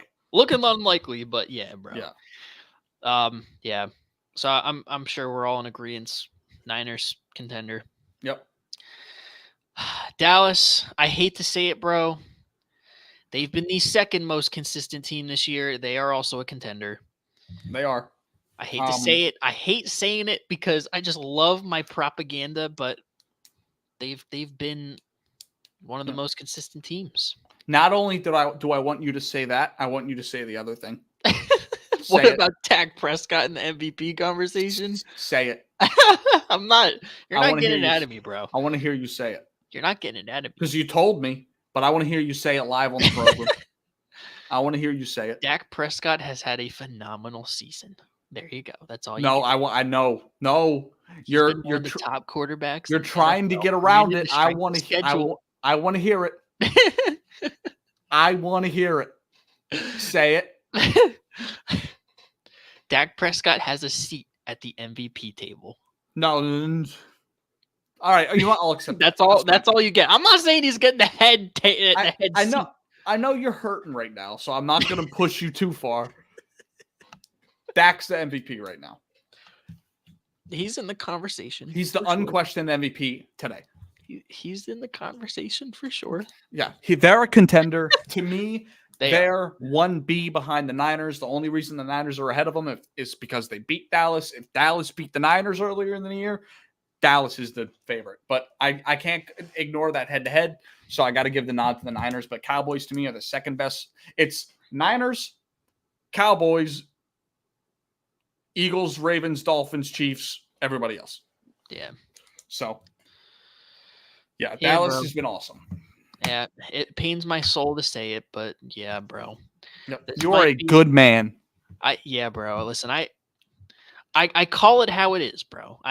Through all my bias aside, I keep it a buck. You do. Sometimes I keep it 99 because I'd be lying, but right now I'm keeping it all the way 100. All right. I respect that. But yeah, it's a shame. The Detroit Lions, bro. Do you think they're a contender or do you think they're a pretender? This, to me, is probably the hardest team right now. Me too. Because it's like, they're talent-wise, they can be a contender. They're one game out of the best record in the league, and they've been playing bad football for a month. Yeah. And they're slated to get C.J. Gardner-Johnson back soon, too. Yeah. My only concern with them is playoff experience. Yeah. That's the only hurdle that I have for them. They have the position with the most important that they need, like, experience. They have that position in quarterback. Jared Goff's been to a Super Bowl. Right. We can't knock it. He for all his faults, he's still a guy that led a team to a Super Bowl. Mm-hmm. But I can't put them there just because I don't know if Jared Goff can compete with Jalen, Dak, and Brock right now. I just don't think he can. Yeah. With the way he's been playing we'll see. With the way he's been playing as of late, I can't really. It's like 7 turnovers the last 4 weeks. I just can't quite put him there. He's officially defeated in a dome. I'm going the same route there, but for me, it's like. Yeah. If the Eagles don't get their shit together, I can see them beating them. Yeah. Bro, I could see the fucking New York Giants beating us if we don't get our shit together. Oh, we're going to be, trust me, I'm going to be asking about them. Yeah. But yeah. Yeah, they're, as of now, they're a pretender. If they go in these last 4 and they just ball out, they beat Dallas, they play Dallas. Are they playing San Fran? I don't think they're not playing San Fran, are they? No. I don't think so. No. They have a game against Dallas, so we'll really see where they stand in comparison. Yep. But they don't have an easy game this week. Yeah. They don't have an easy game this week. Nope, not at all. But I think they're close. Yep. They're just missing something. Yeah. Yeah, the mystique of the Lions run this season is sort of fading a little bit. Right. Tampa Bay. No. Pretender. Yep. Let's just we don't skip on over that. Eagles. I think we're still contenders. You're a contender. It's been a rocky 2 weeks. Yep. But you got to look at, we looked at this stretch. We looked at the gauntlet. Yep. And back when we did our predictions for the season, I did have us losing 2 in a row at some point in the season. Wasn't that back-to-back stretch with Dallas and San Fran? I believe it was Dallas, and then off the bye was Kansas City. But I mean, again, if you would have said, "Yeah, bro, we go what was it, 3-2 in the gauntlet in the 5-game stretch," I'm signing up for that every day. It's been rough. the last 2 weeks, just getting our shit kicked in. Yep. 75-39. We've been outscored. Can't have it. The coaching has been not good at all. The offense has just been too predictable. Huge lack of running, which it just drives me fucking insane. Just no creativity, just been way too predictable. Situationally, we've been bad. And I mean, it's shown against these two teams, but offensively, I think these are things that we can correct. Defensively, I don't think the issues are correctable. I think this is just what we are. We have to outscore teams, kind of pray to get a stop or like a timely turnover or sack or something like that. But just in pass coverage, we're just not good. No, you're not getting after the quarterback like you were. Yeah, the DBs just look lost and they just look disengaged. It just I don't know. It wasn't like this at the beginning of the season. I don't know what changed. I'm not sure, but I think we can get our shit together. Obviously, we have one of the most talented teams in the league. Yep. I just don't understand why a team of Jalen, A.J. Brown, Devontae Smith, Dallas Goedert, DeAndre Swift, with the offensive line that they have, looked so inept. Yeah, to me, it goes to coaching. But we can bounce back. You can. And I think we will. Yeah. And make noise in the playoffs. I would like to say the Super Bowl propaganda is still there, but I just need to see us get back on track first. Yeah. And the way that the teams on the schedule have been playing, it's not looking as easy as it just looks on paper. Yeah. I think the best path for the Eagles is hope that Dallas and San Fran play each other first at some point in the postseason. So that way you only have to play one of them. Right. Scroll back up because I think if we win the division, that will happen. Yeah. Because at 2, we're not playing San Francisco. We'd probably play like. Scroll back down again. Sorry. Yeah, if you're jumping up to 2, you'll end up playing like Packers, Rams, Seahawks. Yeah. So one of those teams, we can definitely beat those teams at home. Yes. And that would make the second round. Let's just say maybe Detroit. Yeah, it would probably be Detroit. That we can get them at the link. I think it'll be a gritty game, but yeah, that just goes to got to play one of those two teams, the Niners or the Cowboys. As it sits right now, you'd play Bucks, Cowboys, Niners. Yeah, I think we're going to end up winning the division. I think Dallas loses at least one more. Probably. And I think we win out. So that would put us in the driver's seat for the division and kind of hoping that San Francisco drops one more, but highly unlikely. We still have a chance. The sky's falling, but if we lose to the Seahawks, I think it's a wrap. I think so too. And it's not an easy one. No, it's not. We haven't beaten the Seahawks in like 15 years. They've had our number. Yeah, bro. This is like we're two teams that are like this is like a must win for both these teams. For the Seahawks playoff hopes and for our Super Bowl hopes, basically. Yep. But yeah, I still think we're contenders. Okay. Just gotta get right. Yep. I'm gonna say I feel like you and the Chiefs are in similar boats. Yeah. The difference being, I think the Eagles have the talent to overcome their problems. I agree. I agree. I don't think your defense is going to change. You guys can get got in the pass game. If you're not getting any pressure, it's food all around.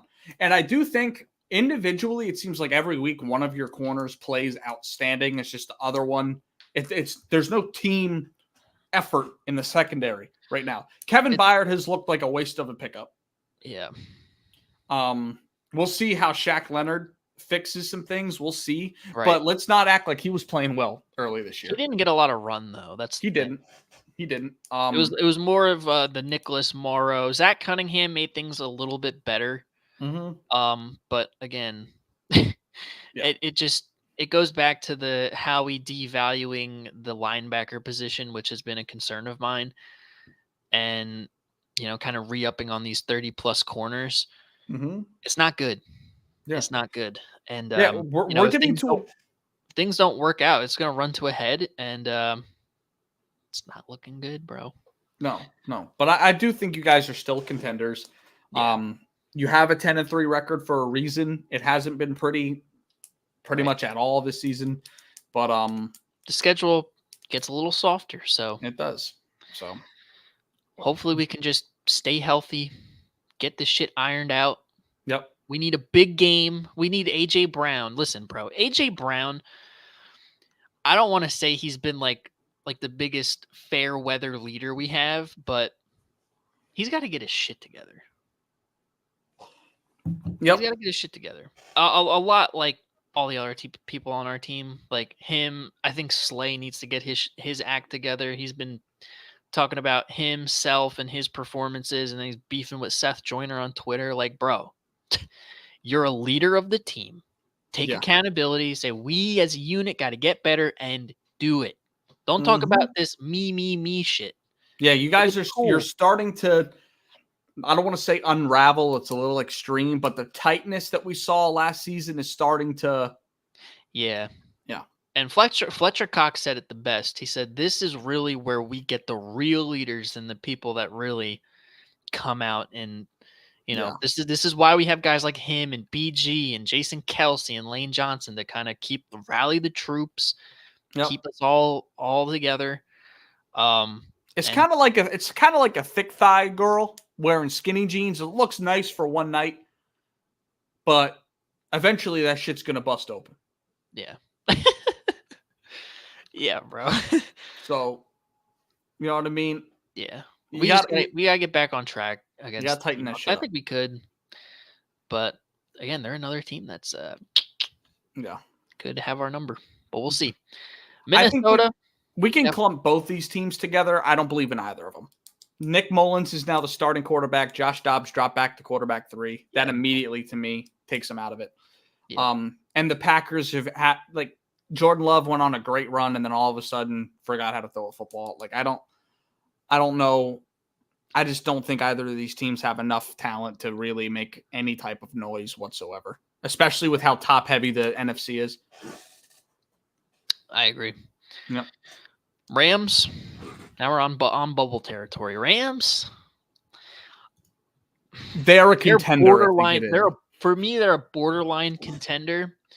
I'm gonna say pretender, but they are like here's the fence. They're like right at the fence. Yeah, knocking on it, trying to get in. Yeah, if they get a nice like strong win this week, I mean they're playing Washington, but you know what I mean. If it's that team is head and shoulders better than them, I think they could definitely cause a rouse in the NFC. I think they're a contender right now if they get in. I think Kyron Williams going out for them was giant. Now that he's back, their running game has flipped its head. The offensive line is playing way above their talent. Yep. The Puka Nacua and Cooper combo is starting to work. Yep. And Aaron Donald's still just as good as he's ever been. So like this team's a problem. Like I could see one of the Niners, Cowboys, Eagles looking ahead over this team if they match up and get their shit kicked in because they overlooked them. Yeah. That's how I view them here, particularly in the first round. I don't think they get past the second round though. I think in my opinion. Matt Stafford, Cooper Kupp, and Aaron Donald are all I need to hear, and Sean McVay. Yeah. I don't know. That for me, I believe they can definitely, if they match up with like Cowboys, Eagles. Yeah. And that's for all these teams on the bubble and even in the late seeds. Like it's got to be a lucky run, but right. Same thing with the Seahawks. I think they're one of those teams that you don't want to see, but I don't think they can make a deep run. I'm out on them because I think the Rams are trending up and starting to peak, and I think the Seahawks are starting to come off their peak already. Yeah. I don't have much faith in Seattle. Geno Smith has regressed this season. DK Metcalf can't keep his mind right. In these games, he's had a history of unnecessary roughness. And the running game's just not there without Kenneth Walker. So I can't give them a nod, especially when a team in their own division, same record, is playing way better than them at this point in the year. I can't give them any love. Yeah. Mm-hmm. All these other teams, in my opinion. Yeah, there's nothing here down at the bottom, except for Tommy Cutlets. Tommy Cutlets wins football games. He's not getting them to the playoffs, bro. Tommy DeVito is gonna be Super Bowl MVP. No shot. Listen, I love my little paisano. Yeah, no shot. Shout out Moms, Giants fan. It's not happening.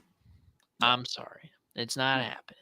We love the Italians. In my opinion, I love the Italians too, but I just think the Giants are just shooting themselves in the foot. They should be playing the tank game, trying to get a top pick, try to get Marvin Harrison Jr. Yeah. And what are they doing? Tommy DeVito is cooking. I mean, there's a chance he's a guy, but like, I think he could have like a Sam Howell type arc. Could. Like I think he could be better because he's got some Jones. Get this just dude off of your bench that nobody really heard of. Who is this guy? And he puts up stats. Yeah, and his agent is an absolute legend. So. Yeah, absolutely. Family's a legend too. Yeah, dude. That was Pretenders Contenders. So I mean, hey, still a lot of football yet to be played, but Sure. We're getting down to the nitty gritty. So, and at this point, I feel like we know who teams are. Yep. Mm-hmm. With that being said, let's get through this quickly. We don't need to touch too much on this. We can sprinkle on a few things. I went 9-6 this week. I'm making my comeback slowly. A little bit, slowly but surely. We're both well ahead of 500, and that's all that matters. Yep. 6-9, nice. Yeah. There's nothing in this first column I really care about. Nothing in the second column I really care about, to be honest, other than the OT thriller. Yeah. The Jets laying the smackdown. Yeah, bro. they made CJ Stroud look like Bryce Young. Yeah, bro. And then he's out with the concussion now. Yeah, we don't win every game, but we do embarrass quarterbacks. Yep. Whether it's either throw for very low completion percentage and yardage or it's a shit ton of turnovers, we do something to them that just makes them look inept. Yep. And Zach, to score 30 points in the second half at a 0-0 game at halftime, pretty damn good. We've said this multiple times this year. Well, maybe Zach Wilson can compound this into next week. I highly doubt it, but here's hoping. Yep, here's the hoping. The lowest point total, I think, probably ever, 3-0. Yeah, that's tied for the second lowest. There was a 2-0 game before. Oh my god! Whoever had the under 5.5 ticket on the point total for this, you should have slid that. For seeing the vision, you should have slid that. Just saying. I might just start whenever there's a bad teams that match up. I might just start sliding tickets like that. Yeah. Like under 10 points. Yeah. Oh man. Put $1 on it for every one. But yeah, bro. What a game. Yeah, dude. Real quick, did the Chiefs, I mean, Tony was offsides, but did they get robbed? No, he was offsides. He was offsides. Yeah, listen, bro, I'm not going to sit up here and give them the double standard when they had the same shit happen in the Super Bowl to us, and they were on the other side of it, and we're not crying about it.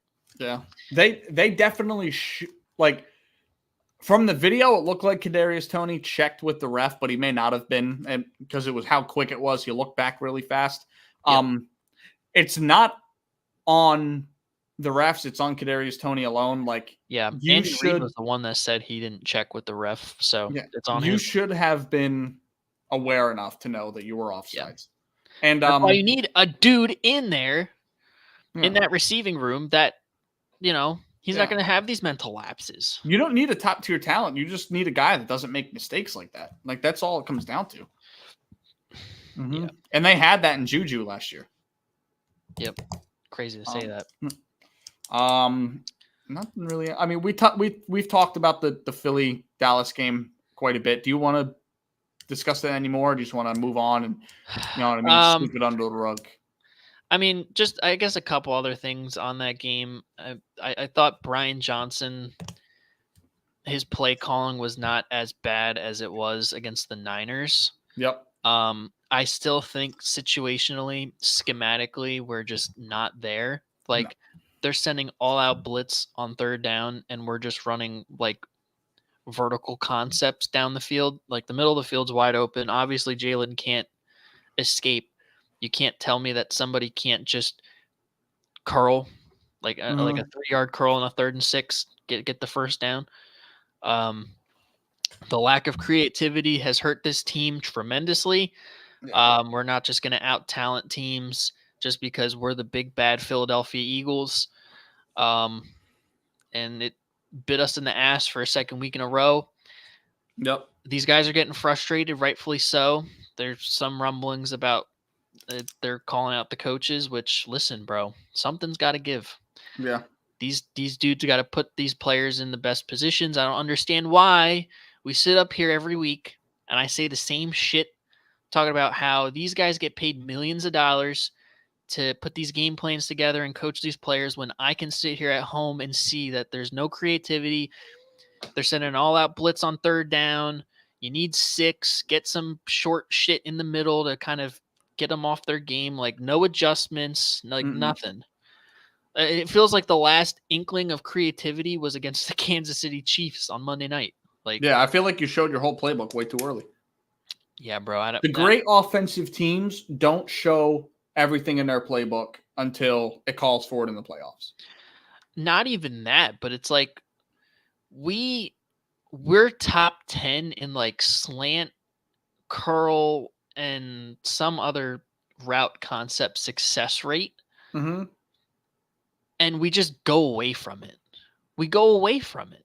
I don't understand. It's not really that we've shown our whole playbook. It's just we go away from things that work well, and it makes no sense. No, you guys throw the ball when you should, when you can run the ball. We're not the fucking Chargers, bro. We're not fucking the LA Chargers. I don't understand what the infatuation with an air raid attack is. That's just not us, bro. Run the ball, set up the pass. We saw it when they were running the ball very effectively, that it was opening up all the pass. Yeah, you are a grind and pound team. We got to get back to it. You do. Granted, I mean, we went up against some killer fronts in San Fran and Dallas, but we just cannot be getting manhandled like that. No, you can't. Especially with the talent you have. Like, it should be pretty even. Yeah. Like, where's the RPOs? I understand Jalen's dealing with the knee thing, but there's just no creativity. There's nothing. And no, there's none. We gotta get our shit together. We gotta get back in the lab. Because this defense isn't gonna bail us out. It's just not. We gotta outscore teams outright. And we have the guys to do so. We really do, but again, it's not just gonna be because we're the big bad Eagles and you're gonna just sit down. Yeah. So I feel like these 2 games, reality check for sure, and definitely much needed to finally get out of this gauntlet. Yep. And start playing a little bit of an easier schedule. It's impressive though to see this team go on this run against such quality competition. Like, we went up against just about all the top teams in the NFL, and we've only lost 2 games out of that stretch. That's impressive. Yeah. It is. So I think it kind of took a toll on the team, and hopefully we get our shit together. Yeah, absolutely. And I guess to round it out, shout out to the 2 rookies who executed game-winning drives this week. Yep. In primetime Monday night. Tommy freaking Cutlets and the Milkman. Yep. Hey, listen, I love a good milkman propaganda. Did you know if you, over the last 6 weeks, have rolled your $100 winnings into, I think it's the Monday Night Football underdogs, you have over $81,000. Good Lord. Yeah. Just like the Detroit Pistons, which by the game that I decide to hop on that train, they're going to win. So, yep. I might bet on them to win. Hey, listen, you take one side, I'll take the other. Yeah, bro. All right, right, let's get into our picks. Yep. We already touched on the Raiders and the Chargers. Right now, the Raiders, 21-0 Raiders. So we're looking pretty good. We're looking pretty good, bro. Easton Stick is not the savior. Yeah, no Josh Jacobs, and the Raiders are still pummeling. Damn. The Chargers. So all right. First game here. Are we doing this horizontally? No. Oh. No, because the next 3 games are Saturday. Oh. We have a full Saturday slate this week. Oh, nice. All right. Cool. All right, first game here. Minnesota Vikings on the road in Cincinnati to take on the Bengals. Cincinnati is 3-point home favorites. I'm taking Cincinnati. Yep. I have no faith in Nick Mullins as a quarterback. Won a couple games with the Niners a few years ago. Yep. Had a useless stat about passing yards, but that's about it. We don't know about Justin Jefferson. And even so, Nick Mullins isn't getting him the ball. No. So Jake Browning is the better quarterback in this one. Give me continue Cincinnati. The Jake Browning propaganda. I am a Jake Browning truther. Facts. All right, next game here. Practically a pick'em. Steelers on the road in Indianapolis taking on the Colts. Colts are 1.5-point favorites at home. Mitch Trubisky is starting for the Steelers. Yeah, probably. I like the Colts. I think the Steelers have been running out of gas on this 7-6 record run, and the Colts are just having the time of their lives right now, winning these games that they are. Michael Pittman this season has gone unnoticed. Yeah, he's been playing really well this season. I think he's averaging 8 receptions a game or something like that. Yeah, bro, he is absolutely on a tear. Yeah, dude. It is absolutely filthy. Yeah, so you're with me? Yeah, I'm with you.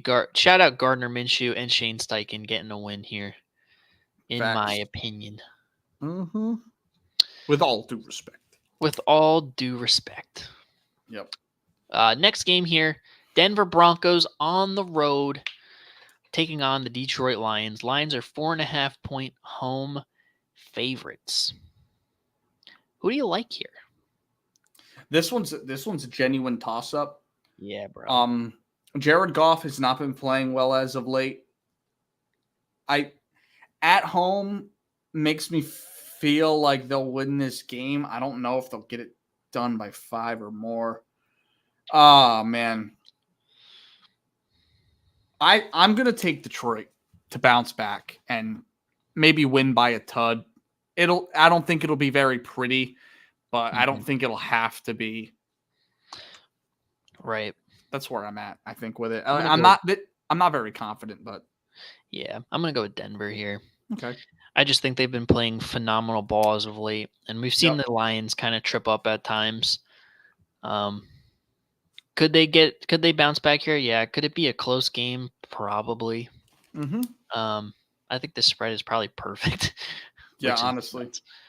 But yeah, I'll take Denver here. They've been on a heater. Sunday slate, 1:00 game. New York Jets in Miami to take on the Dolphins. Fresh off of blowing a 14-point lead, the Dolphins are 8.5-point home favorites.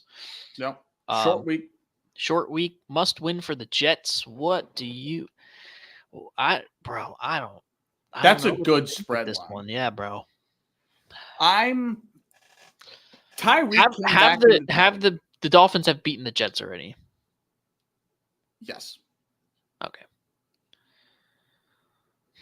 Yes, they have. It wasn't very pretty. Yeah. Tyreek Hill came back into that game last week. Did he go out a second time? Do you remember? I think he did. His snaps were limited. Okay.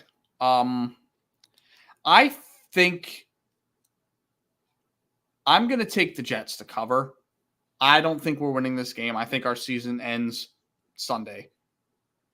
But I do think that with the inconsistency we've seen from the Dolphins offense and how good our team has been against the pass all season, I have a feeling that we're going to keep it close enough and somehow lose it on a Zach Wilson fumble. Yeah, I agree. I'm gonna roll with the Jets here with you. Thank you. These games where we look at Miami with this huge spread, like they should be smacking teams. Yeah. It hasn't really been the case as of late. No, it hasn't. They've been in a lot of close games against a lot of questionable opponents, which is why I'm like, is this y'all contender? Yeah. I think they probably take care of business here, but the door is definitely open for the Jets to take a stab at this one. Cover, darlings. Yep. Next game here, Houston Texans going to Tennessee to take on the Titans. Yep. Tennessee is 3-point favorites at home. Let's check on the status of CJ Stroud because that's a huge determinant for me. If he's not playing, isn't practicing Thursday, still in the concussion protocol, I'm going with the Titans. I don't have faith in Davis Mills to get in there and get a win. Will Levis was on an absolute heater on Monday night against one of the top teams in the AFC. Yep. They got a little bit of momentum. Listen, they could be another one of these teams on the outside looking in when it's all said and done. Mike Vrabel doing his thing. Yep. Give me Tennessee. I'm taking Houston regardless of who's starting at quarterback. I think Davis Mills is good enough to win them one game, especially in a divisional game where he's seen them 4 times, I think now. This is a situation where Houston absolutely has to have this game, especially because the Jags have a tough game against the Ravens and they could take the lead in the division this week. Right. I think there's a decent chance Stroud plays because of that. Yeah, but if he's not out of concussion protocol, then he is not. He's not playing. But I don't think it's going to matter because I think D'Amico Ryan's defensive head coach against a rookie quarterback. I like that. Right. I also like Mike Vrabel against. I do too. Mills. I do too. At the same time, high emotional win for a rookie. We've seen it year in and year out. This leads to a bit of a fall off game. And I like it's going to be ugly, but I get points in a Houston win. I think I'll take that. Yeah. Mm-hmm. If CJ Stroud's playing, I definitely think they win. But for me, I don't have faith in Dougie Davis Mills. No, I agree. I don't have the most faith in him, but to squeak one out, I think I can. I think I have enough in him. Pause. Next game here for practically playoff position. Yeah. Bucks, Packers in Lambeau. Packers are 3.5-point favorites at home. Man, what are we thinking with this one? 2 6-7 teams. This is practically a playoff game. Dude, I don't know.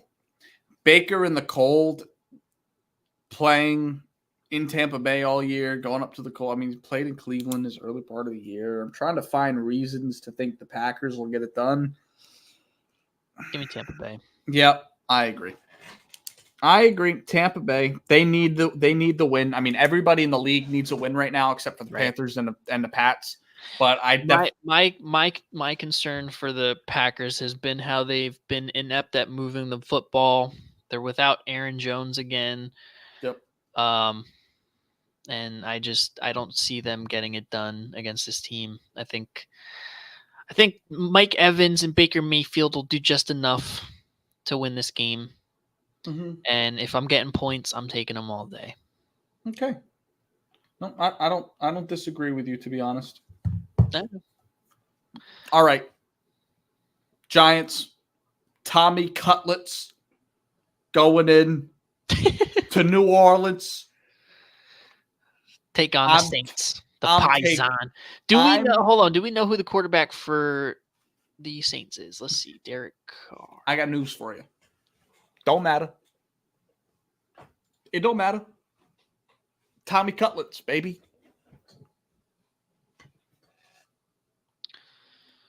I'm going to ride this streak until it dies. Derek Carr is cleared protocol, the concussion protocol. He has 3 rib fractures. No matter, health concerns won't affect his practice reps. Looks like Derek Carr is playing. This is tough, bro. I get the Giants on a heater +6. Are you trying to sell me right now on Tommy DeVito? I get the Giants at +6 going into a team that has been. I think the Saints win, but I feel like the Giants will cover at 6. Thank you. I think the Saints win, though. And I wouldn't be shocked if they beat the brakes off of the Giants. Now do it with me. Tommy Cutlets, baby. Tommy Cutlets. Oh, man. All right, divisional game here. Atlanta Falcons on the road in Carolina to take on the Panthers. Only 3 points here. Falcons are favored on the road. Good God almighty. I think Carolina gets this one done. Yeah, bro. They have nothing to lose. I'm going to go with Carolina as well. Yep. This is just, I really don't give a shit. Both of these teams are probably not going to be in the playoffs. No, if I'm wrong, I don't care. I don't care. Yeah. Mm-hmm. I just think I've got 4 straight covers, like road covers, so they'll switch it up. Yep. Next game here, Chicago Bears going into Cleveland to take on the Browns. Browns are 3-point favorites at home. Joe Flacco, let's see if he is starting. He's starting. They just signed him to a 1-year deal. He's playing. Flacco will remain for the rest of the season. Yep. Give me the Cleveland Browns at -3. I almost took this one at spoiler that it's not a lock of the week, but I heavily considered this one. Yep. Chicago's cooked. Justin Fields is trying to find a home elsewhere. And Joe Flacco and the MVP Myles Garrett, bro, don't get better than that. Yep. I'll take Cleveland. Yeah, bro. Next game, Kansas City Chiefs in Foxborough to take on the Patriots. Chiefs are 8.5-point road favorites. Yeah. The Chiefs have everything to lose if they lose this game. I am not confident. Like, I'm not confident in them as a contender, but I am confident that Mahomes, Kelsey, that defense, Reed will not allow them to not win their division. Because think about it, Denver plays Saturday night. So if Denver wins, we're only a half game out. Yep. And if the Chiefs lose, it's the Denver's division to lose. So I'm taking the Chiefs to cover this. I think they need a statement win.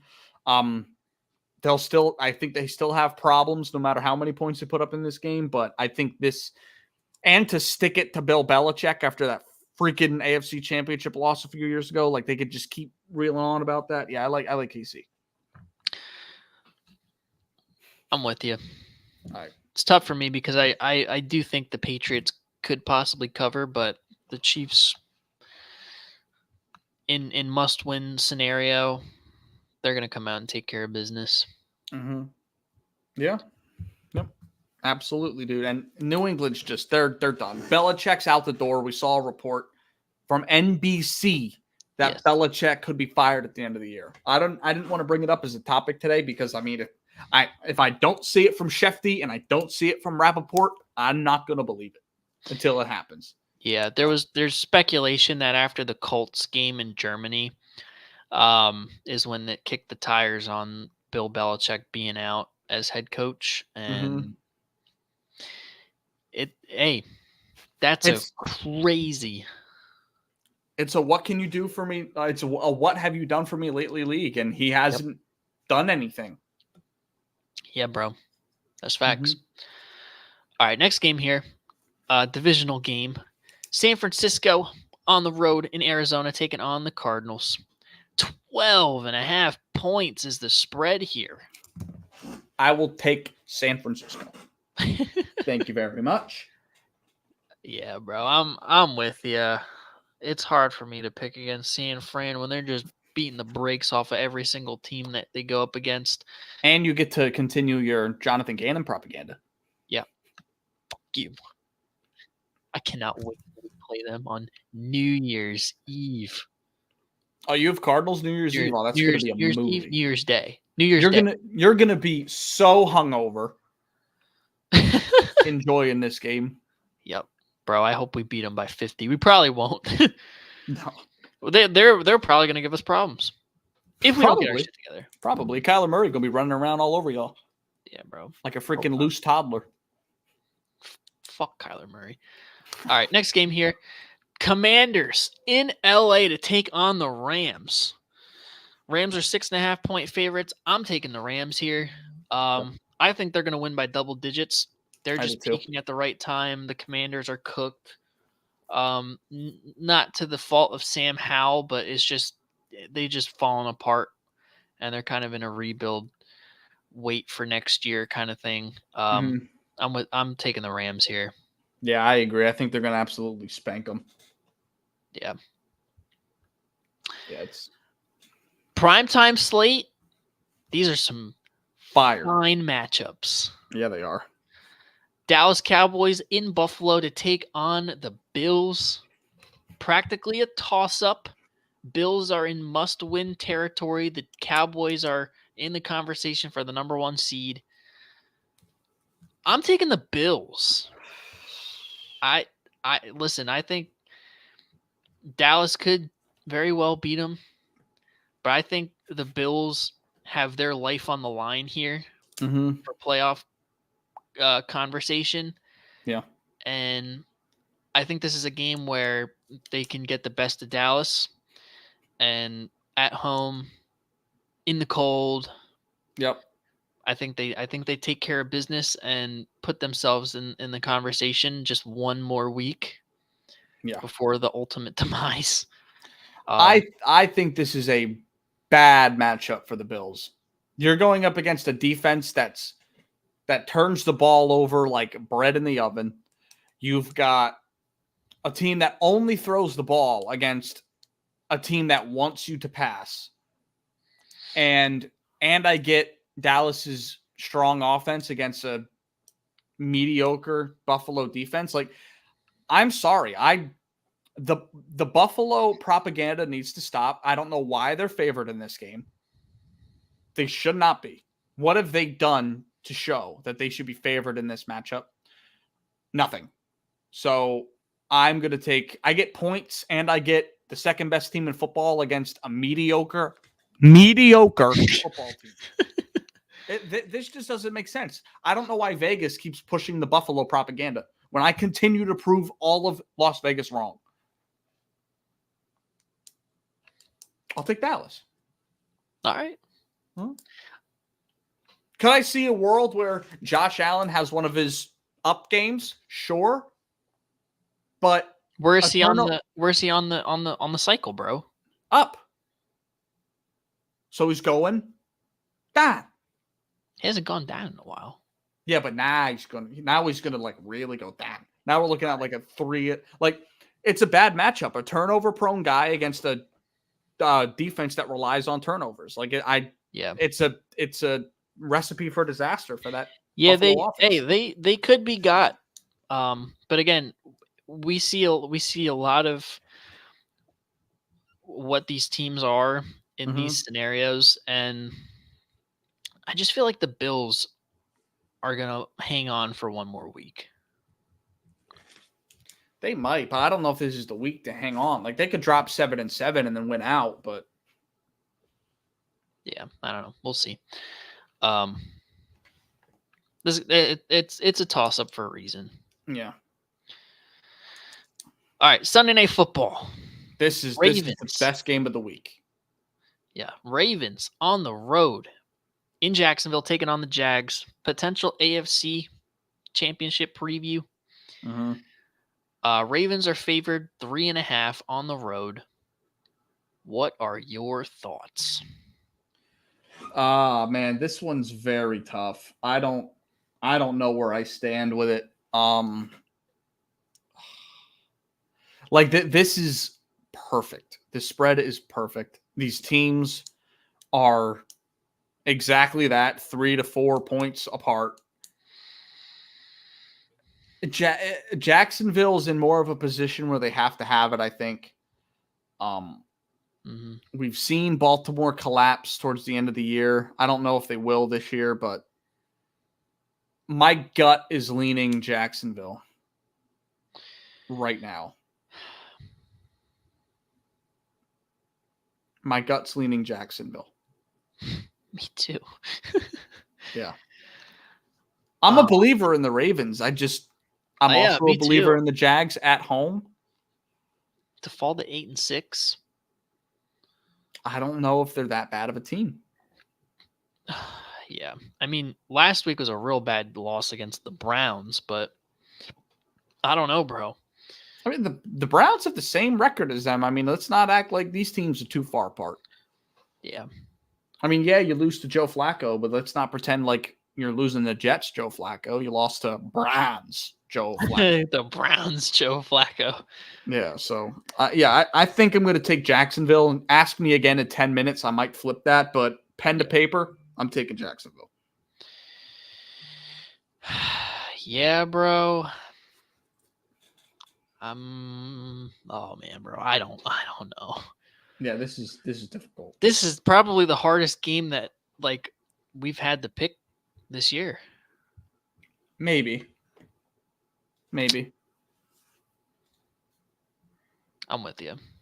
All I'm with you. I could totally see the Ravens taking care of business, though. I would not be shocked at all. But Jacksonville at home, Trevor Lawrence, another week to kind of get right. Yeah, give me Jags. Okay. Last game of the week, Eagles on the road in Seattle to take on the Seahawks. 3.5-point favorites on the road are the Eagles. I'm gonna take the Eagles at minus 3.5. Over the earlier part of this week, I've kind of, to myself, I've voiced my concerns to myself about, as of how we've been playing the last 2 weeks, I don't think we could beat the fucking Cardinals, let alone the Seahawks, who are on a 3-game losing streak and need a game to get back in the playoff conversation.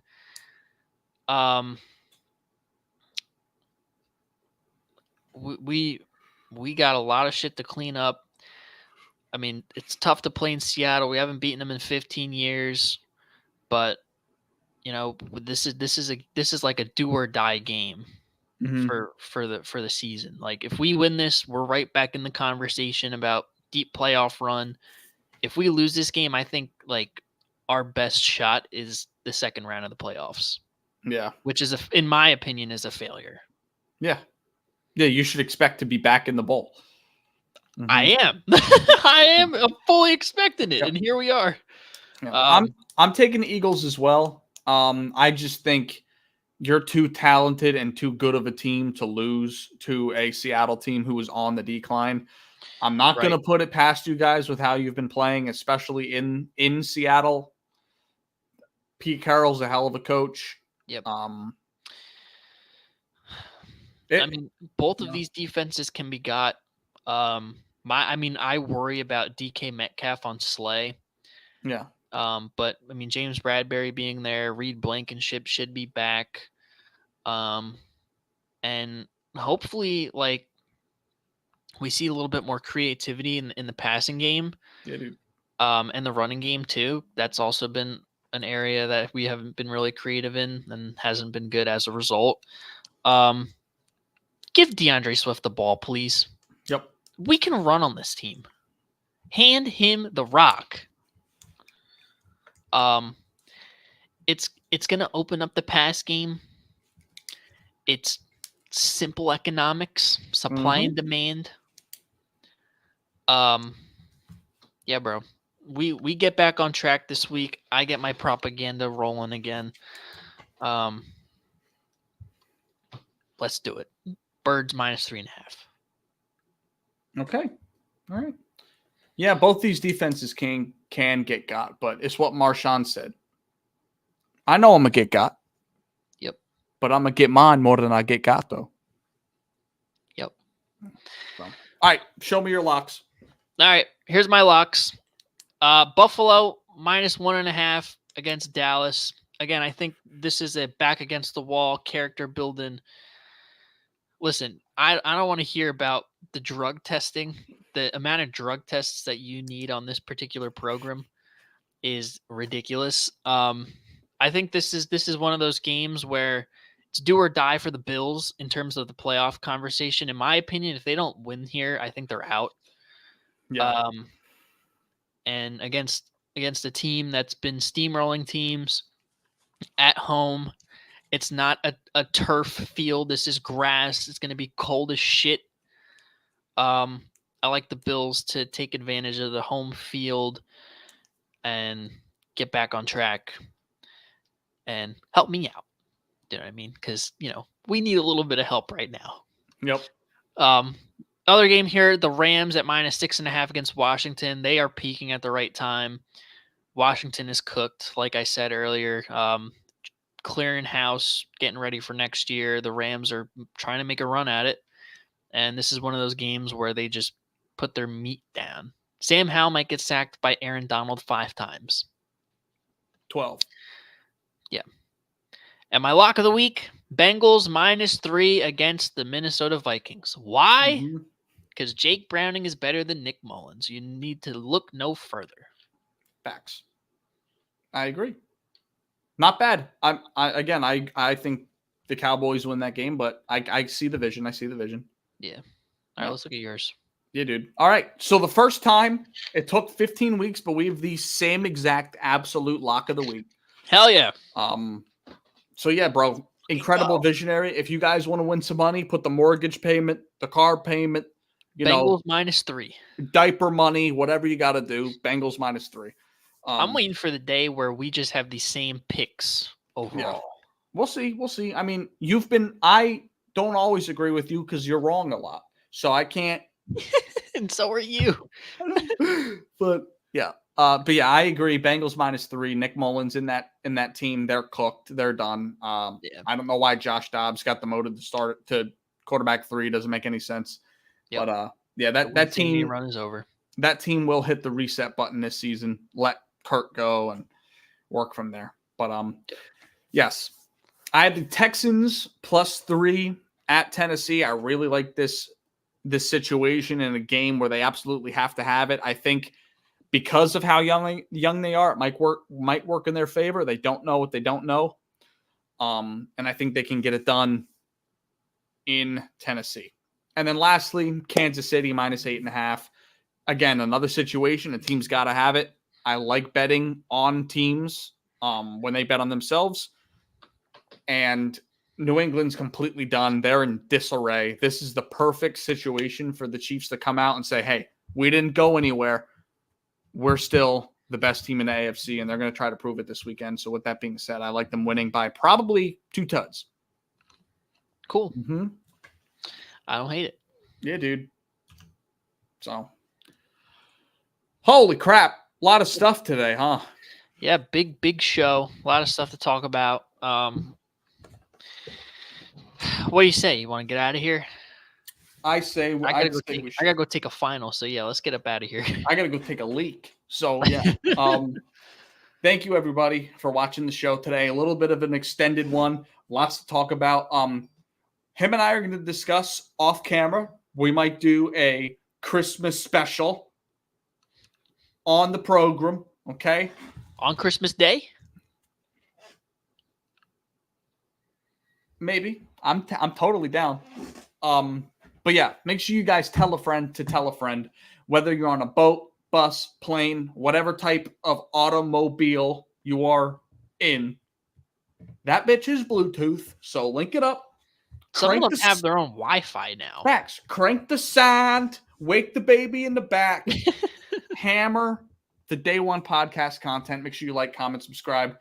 We need to get out of here because I got to pee. You got to do big boy stuff. I'm Kyle. That's Anthony. See you later. Peace.